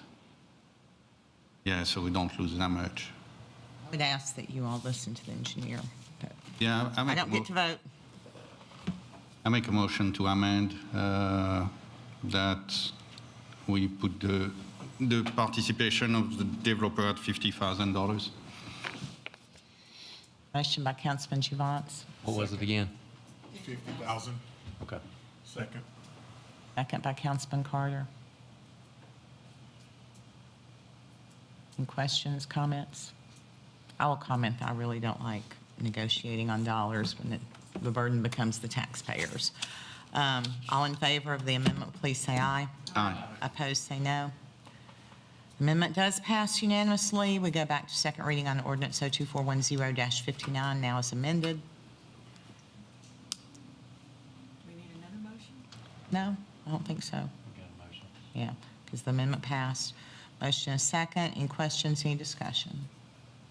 This is second reading on ordinance 02410-59. All in favor say aye. Aye. Opposed say no. It passes unanimously. Ms. Kittrell, who was the second on that original motion? Okay. That was me. I was thinking you just jumped in with an offered amendment. That's why I was double checking. Item number 4 is second reading on ordinance 02410-60. Councilman Carter. Thank you, Mayor. This is an ordinance of the City of Gallatin, Sumner County, Tennessee. Wait, did I vote on it? I'm sorry. My brain's fried right now. Yes, we did. Okay. Sorry, Councilman Carter. Didn't mean to interrupt. This is an ordinance of the City of Gallatin, Sumner County, Tennessee, rezoning a 0.26 plus or minus acre parcel from the CG Commercial General Zone District to the R6 High Density Residential Zone District located north of Pace Street and west of North Council Avenue, authorizing the revision to be indicated on the official zoning atlas, repealing conflicting ordinances, providing for severability, and providing for an effective date. So move. Second. Motion by Councilman Carter, second by Councilman Javance. Questions, discussion? It is second reading on ordinance 02410-60. All in favor say aye. Aye. Opposed say no. It is unanimously passed. Item 5 is second reading on ordinance 02410-61. Councilman Carter again. Thank you. This is an ordinance of the City of Gallatin, Sumner County, Tennessee, rezoning a 0.53 plus or minus acre parcel from the CC Core Commercial District to the PGC Plain General Commercial District with the preliminary master development plan for North Lake Automotive located north of West Main and east of West Broadway, authorizing the revision to be indicated on the official zoning atlas, repealing conflicting ordinances, providing for severability, and providing for an effective date. And I so move. Motion by Councilman Carter, second by Councilman Fan. Any questions, any discussion on this? This is second reading on ordinance 02410-61. All in favor say aye. Aye. Opposed say no. Does pass unanimously. Item 6 is second reading on ordinance 02410-65. Councilman Hayes. It's an ordinance appropriating $12,686.41 in Miracle League donations to Miracle Field Supplies. Motion to approve. Second. Motion by Councilman Hayes, second by Councilman Carter. Questions, discussion? All in favor of second reading on ordinance 02410-65, please say aye. Aye. Opposed? No? Okay, passes unanimously. Item 7 is second reading on ordinance 02411-67. Councilman Fan. Thank you, Mayor. This is an ordinance appropriating funds for the purchase of property adjacent to Triple Creek, and I so move. Second. Motion by Councilman Fan, second by Councilman Carter. Questions, discussion? Councilman Javance, you recognized. Thank you, Mayor. So it's a great, I think it's a great buy adjacent to the park. So that's a good extension, and that's going to have to be developed. But hopefully we can do a nice soccer place because that's desperately needed. But that will come later. But I think it's a great buy. I'll agree. Second reading on ordinance 02411-67. All in favor say aye. Aye. Opposed say no. Passes unanimously. Item 8 is first reading on ordinance 02410-58. Councilman Fennell. This is an ordinance appropriating $9,075, $9 million. So that would be cheap, wouldn't it? $9,075,868.84 from 2024 gas revenue bond issue series 2024. Motion approved. Second. Motion by Councilman Fennell, second by Councilman Fan. Open the floor for comments, discussion. Okay, seeing none, this is first reading on ordinance 02410-58. All in favor say aye. Aye. Opposed say no. Passes unanimously. Item 9 is first reading on ordinance 02411-66. Councilman Fennell. This is a first reading for an ordinance appropriating funds received in the amount of $3,889.27 from insurance claims for damage to traffic signals due to the May flood. Motion to approve. Second. Motion by Councilman Fennell, second by Councilman Carter. Questions? Discussion. First reading on ordinance 02411-66. All in favor say aye. Aye. Opposed say no. Passes unanimously. Item 10 is first reading on ordinance 02411-68. Councilman Hayes. This is an ordinance of the City of Gallatin, Tennessee, rezoning .93 acres from the R20 Low Density Residential District to the MRO Multiple Residential and Office District with a preliminary master development plan for the Rogers Group office located north of Nashville Pike and west of Pilot View, authorizing the revision to be indicated on the official zoning atlas, repealing conflicting ordinances, providing for severability, and providing for an effective date. Motion to approve. Second. Motion by Councilman Hayes, second by Councilman Juvance. Are there any questions? Any discussion? Okay, it's I wasn't here, but this is just an office building is what it is. residential property that they're converting to office space, much like the space that they already occupy. Okay, this is first reading on ordinance 02411-68. All in favor say aye. Aye. Opposed say no. It passes unanimously. Item 11 is first reading on ordinance 02411-69. Councilman Fennell. 11. Yes, ma'am. This is appropriating $3,927.56 for repairs to the 2021 Pierce Enforcer fire engine. Motion to approve. Second. Motion by Councilman Fennell, second by Vice Mayor Love. Any questions, any discussion? All right, it's first reading on ordinance 02411-69. All in favor say aye. Aye. Opposed say no. Passes unanimously. Item 12, first reading on ordinance 02411-70. Councilman Fan. Thank you, Mayor. Ordinance awarding bid and authorizing funds in the total amount of $5,330,000 from natural gas 2024 bond sales for the natural gas system expansion Westmoreland project. Now so move. Motion by Councilman Fan, second by Councilman Fennell. Opening the floor for questions or discussion. Councilman Juvance. Thank you, Mayor. I'm going to vote no for this because, again, I looked at the number again and again, and the numbers don't make sense. We're not even going to make enough money to pay for the debt service. For whatever option we take was proposed to us 1, 2, and 3 for 17 years. So that doesn't look like a good business model for me. And again, I don't see why the Gallatin citizen would have to pay because they are the one who's going to pay. Somebody is going to have to foot the note until maybe we'll make money one day, but that's not going to be tomorrow. That's not going to be in 5 years. That's not going to be in 10 years. Maybe in 30 years. So for that, knowing that we learned again last week that the gas storage went skyrocketing on price, so we didn't factor that in there. I don't see why. I would love to have somebody from Westmoreland come here and talk to us about it and explain to me why they can't just put the money. If they want gas, they can hire, build a line, connect to us, and we'll sell them gas. And that's great. But again, why we, as Gallatin, should take because with the debt service now, that's almost $7.5 million. That's a $7.5 million risk we take to basically help another city develop and make money. So I can't vote yes for that. Thank you. Anyone else with comments or discussion? It's an investment, isn't it, for our future? You know, I lived in that area, and I know how the people up there live, and some don't have water, some are having a hard time, and it seems like all your smaller cities in a state, they're always going to have a bigger city that they piggyback off of. And One of the county commissioners years ago told me that think about the schools and the infrastructure and stuff that the county has put in that area up there.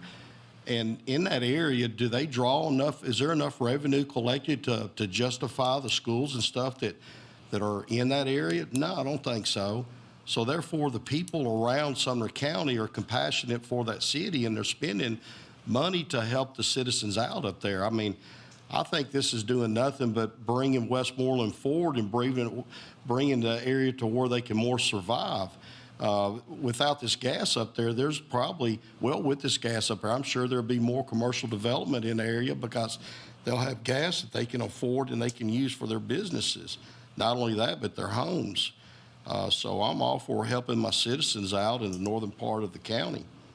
I think we all have, not all, but I think most of us do care about our neighbors, but I could not say that this was okay if I didn't feel it made business sense. And I feel like Mr. Kellogg has projected very conservative numbers to cover the debt service on this and then to have a customer base for a long period of time. And as we talk about the cost of the increased storage, remember, we always talk about an economy of scale. And when there are more customers to divide the cost of the operating expenses, that's beneficial to everyone. And I may have just said this, but there could even be an industrial user that were to go in, and Mr. Kellogg, you correct me if I say something wrong. There could even be an industrial user that goes in and makes this project really quickly worthwhile. But he's trying to be very conservative in projecting when the debt can pay off, and we are the ones that hold the reins in this to make sure that our ratepayers are not neglected or hurt in any way. Well, I know at one time when the last Fleetwood plant closed down, because I was living in that area, that they was really trying to get an industry to come up there, and there was a plastics industry that was supportive of the car industry that was wanting to launch in the Westmoreland area to try to save all the jobs that was being lost from the Fleetwood. But the reason why that it did not launch in that area because there was no gas. That's going to be true of so much industrial. And you talk about trying to have local jobs and help people stay in their communities. I think, some kind of opportunity like that would be very meaningful, not just for them, but for us and our residents. But so this is. I didn't know until we started going down and even having these conversations several years ago that a McDonald's won't locate in a community without natural gas. I had no idea. I'm sure this is the first reading. I'm sure you'll have a few citizens show up from Westmoreland to support this the next reading. I'd also like to say, I think this is an investment in our future and theirs. And if we don't do it now, we're going to wish we had at some point when we have to turn a big industrial park down. Well, I think Mr. Kellogg has shared instances of where we have invested and it's paid off. Maybe not in, well, it was a lot cheaper then, so it probably did, but maybe not paid off. This is one of the deals that looks like somebody's looking penny wise and pound foolish to me. Anyone else with any comments or questions? Okay, this is first reading on ordinance 02411-70. All in favor, please say aye. Aye. Opposed, say no. No. Okay, it passes 6-1. I will mention that the debt has been issued to support this. Item 13 is first reading on ordinance 02411-71. Councilman Juvance.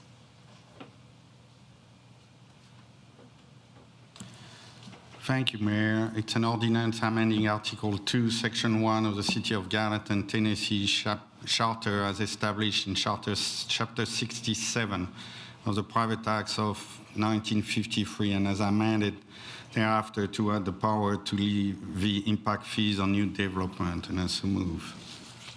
Motion by Councilman Juvance, second by Councilman Hayes. Questions?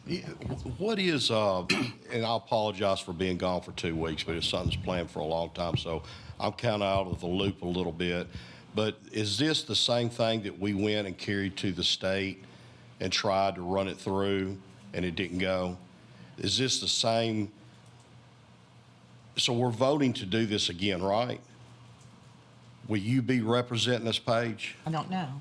Well, I think if I vote, I want somebody that can represent us and represent us in a way that knows what's going on. Last time, it upset me a little bit that Slater, Representative Slater, Let's not call people's names. or Councilman. Representative whoever did not ask the mayor of the city, which represents us as a whole, to not go down there and represent this in a proper way.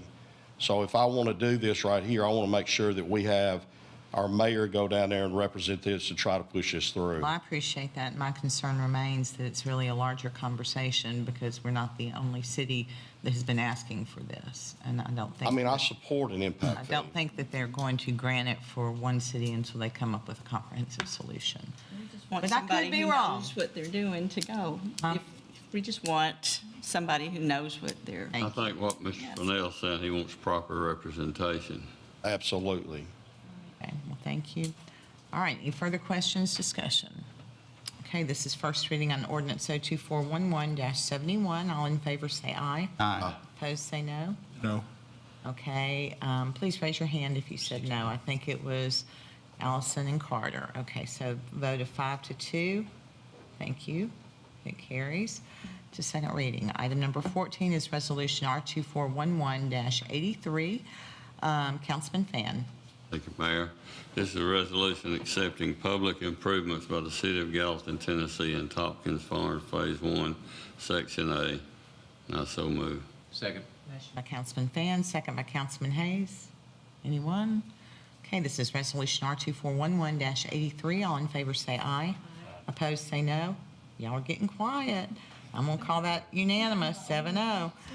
Item 15, Resolution R2411-84. Councilman Juvance. Thank you, Mayor. It's a resolution accepting public improvements by the City of Gallatin in Goodview Properties, and I so move. Second. Motion by Councilman Juvance, second by Vice Mayor Love. Any questions, discussion? It is Resolution R2411-84. All in favor say aye. Aye. Opposed say no. Unanimously approved. Item 16, Resolution R2411-85. Councilman Fan. Resolution accepting public improvements by the City of Gallatin, Tennessee and Enoch Hills, Phase 1, Section 1 and 2, and I so move. Second. Motion by Councilman Fan, second by Councilman Juvance. Questions, comments? This is Resolution R2411-85. All in favor, please say aye. Aye. That's good. Still not great. Opposed? Does pass unanimously. Item 17 is Resolution R2411-86. Councilman Fan. This is a resolution accepting public improvements by the City of Gallatin, Tennessee and Enoch Hills, Phase 2, Section 2, and I so move. Motion by Councilman Fan, second by Councilman Juvance. This is Resolution R2411-86. All in favor, please indicate by saying aye. Aye. Opposed, say no. Passes unanimously. Item 18 is Resolution R2411-88. Councilman Fennell, you're recognized. This is a resolution authorizing the City of Gallatin to enter into a memorandum of understanding with the Cumberland River Compact to support their application for a Tennessee Department of Agriculture 319 grant and to purchase property in support of this grant. A motion to approve. Motion by Councilman Fan, second by Councilman Hayes. I didn't Don't know realize what that it she is. put I you don't on this. know. This is basically a de-pavement program so that you have more pervious surface, and it's essentially an application. Don't know if we'll get it or not, but I think it's worth trying. And engineering does have some property in mind that could work great for this. So. Okay, thank you. Anyone else with questions, comments? Okay, it's Resolution R2411-88. All in favor say aye. Aye. Opposed say no. Passes unanimously. Final item on the evening's agenda, oh my goodness, I didn't even know we were there yet, is item 19, Resolution R2411-89. Councilman Allison, you are recognized. Thank you, Mayor. Resolution authorizing the mayor to sign firm storage service agreement with Egan Hub Storage LLC. So moved. Second. Motion by Councilman Allison, second by Vice Mayor Love. Discussion, questions, comments? Seeing none, this is Resolution R2411-89. All in favor, please say aye. Aye. Opposed, say no. Passes unanimously. That concludes the regular agenda. We're going to move now to other business. I'd ask first if any member of this body has any item for other business. I do, Paige. Okay. And I do. Councilman Fennell. Did I jump in front of somebody? I'm sorry. Go ahead.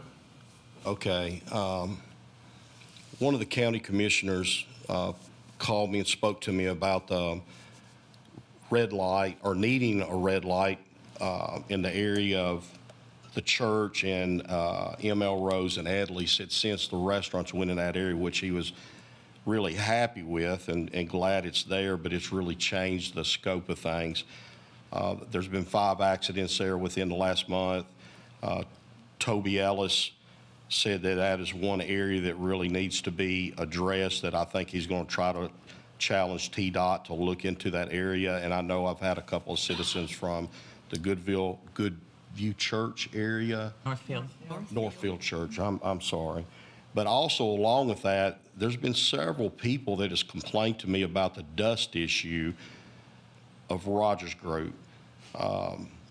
Even the neighborhood across from that we approved from the crushing site, even to the people at the church area, even to the people from the restaurant area, and said at times during the day it looks like a cloud of dust just out there hovering over that street. And also they said it's just a disaster waiting to happen, because you have all these dump trucks coming out of that little road right there on a blind drive, entering that road, coming across that traffic. So I'm just trying to put that on the radar right there. We're looking at this red light down at the area of Hunt Club, and I'm wondering if, Hunt Club. Oh, you're talking about the one we looked at earlier. right, so right up the street, I wonder if it changes the narrative of things since we've opened up that. I don't know, it could potentially improve it. I can tell you that I think Mr. Tuttle can address the warrant study done by TDOT, because that was done recently. And as far as the dust goes, engineering is now notified, and you can pursue that as well. Unfortunately, that's in the city of Hendersonville. Well, we're getting a lot of complaints. Did you want to say something about the warrant study at the area that he's speaking of? Yeah, so you're talking about Gordon Crossing, yeah, Savannah Marketplace. And as the mayor said, there was a warrant study that was completed in the fall, not long ago, and the signal wasn't warranted there. But we understand that it is still rapidly growing, and I want to sit down with our traffic consultant to see how close it is, and potentially go ahead and turn the Savannah Marketplace developer loose to begin the process of getting a traffic signal installed there, because I think it is a matter of time. Well, one of the county commissioner that called me was Kevin Pomeroy, and he said he's already had like 4 or 5 calls. I've had that many, but along with that, I do stress the dust issue from Rogers Group. A lot of people are upset about that. Yeah. I know in the city of Gallatin, you cannot operate a business unless it's a dust-free environment. I don't know what Hendersonville's got going on, but something needs to be done about it. I think we're going to have to contact Hendersonville on that.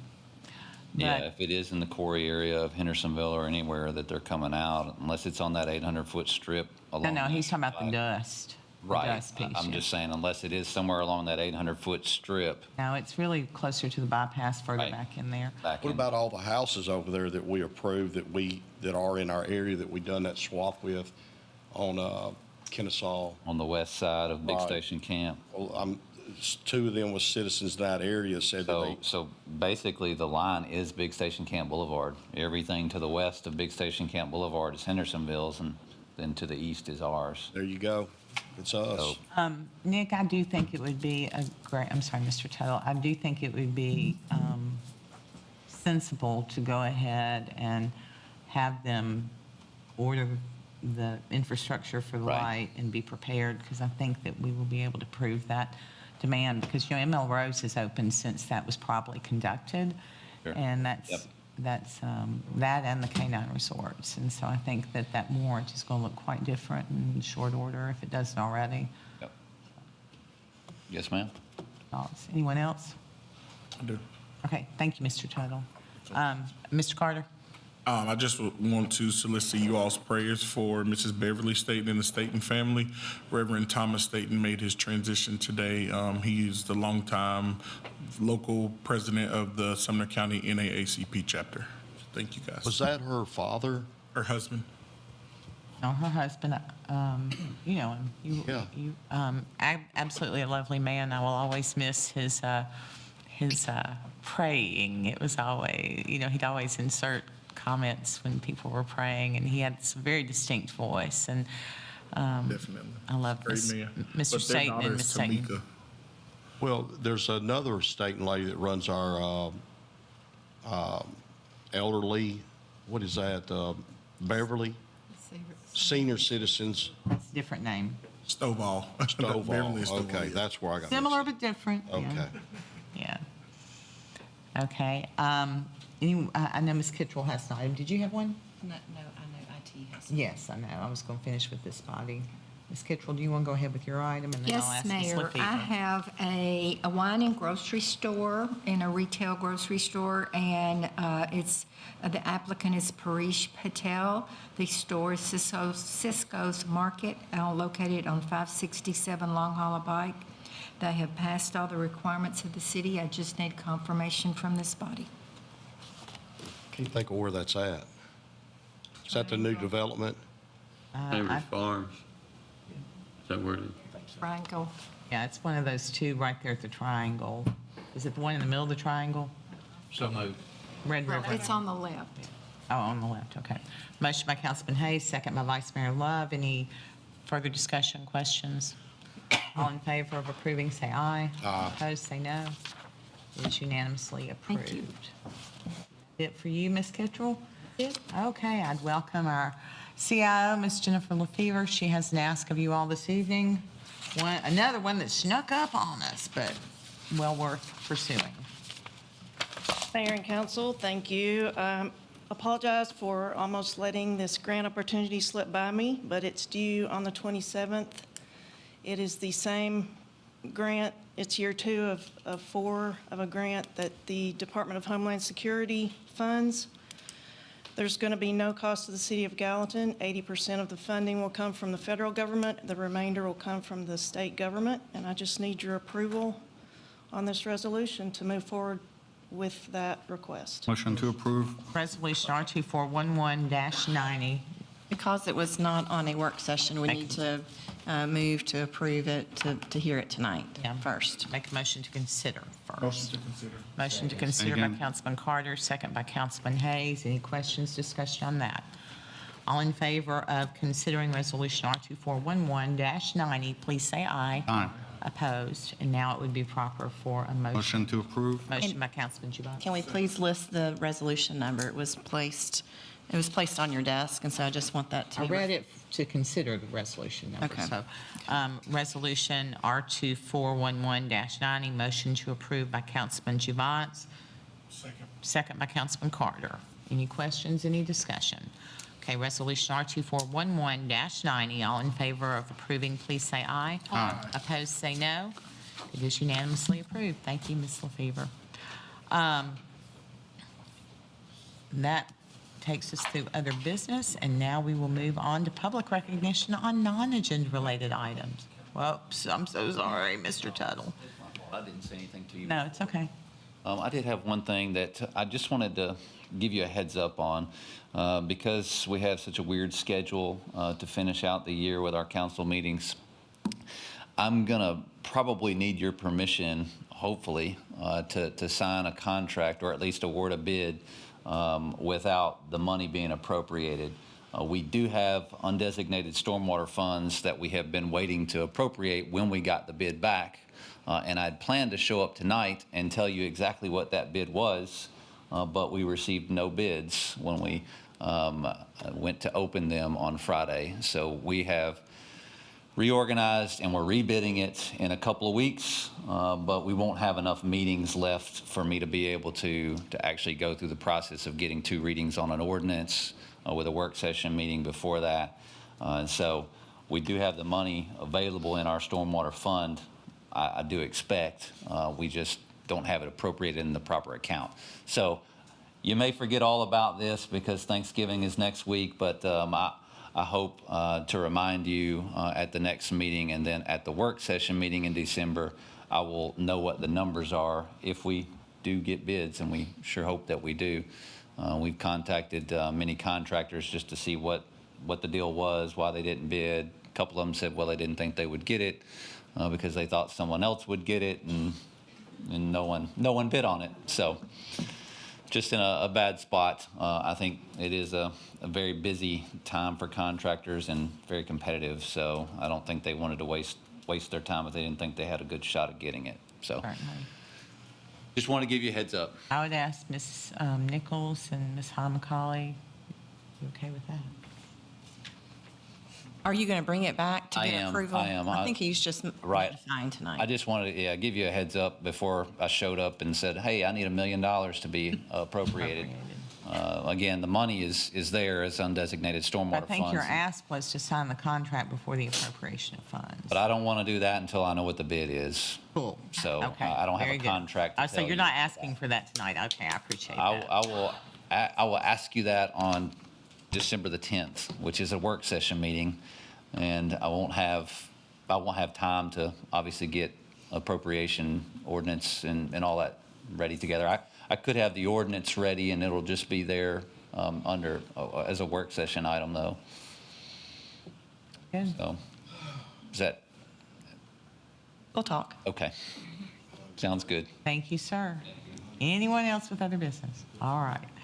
Now we will go to public recognition on non-agenda related items. And there aren't a lot of people in the audience anymore, but if one of the few of you who are here do have something that you'd like to address that was not on the evening's agenda, now would be the time. Same rules apply, 5 minutes, name and address for the record. Public recognition open. Motion adjourned. Public recognition. Second. Wait, Ms. Nichols jumped up here. I could have done it under other business. Last week, I told you I would have a draft CIP, and I don't have that ready yet. I apologize. We had some late projects added, and I have some projects that I need some follow-up with some of the department heads, and I just have not had time to pull that all together, and I apologize. But I will get it to you as soon as I can for you to be looking at, and I do still want to talk about it at the December 10th work session. And that decision too was at my direction because there's just a lot of unknowns still out there and we're going to try and gather some better numbers. So I wouldn't say it's because you've neglected anything. It's more that we've got to figure some more things out. And so just bear with us. Bear with us as we navigate the best way because it's our first attempt to do this like this. So we want to get it at least close to right. So thank you, Ms. Nichols. Anyone else on public hearing? Public recognition, I'm sorry. Seeing no one, public recognition on non-agenda related items closed. I need one more motion. Motion to adjourn. By Councilman Fennell, second by Vice Mayor Love. All in favor say aye. Ladies and gentlemen, I certainly appreciate your patience, your kindness this evening. I wish you all a Thanksgiving, happy Thanksgiving, and I hope that you have something to be grateful for and will help make somebody else grateful for you. Good night.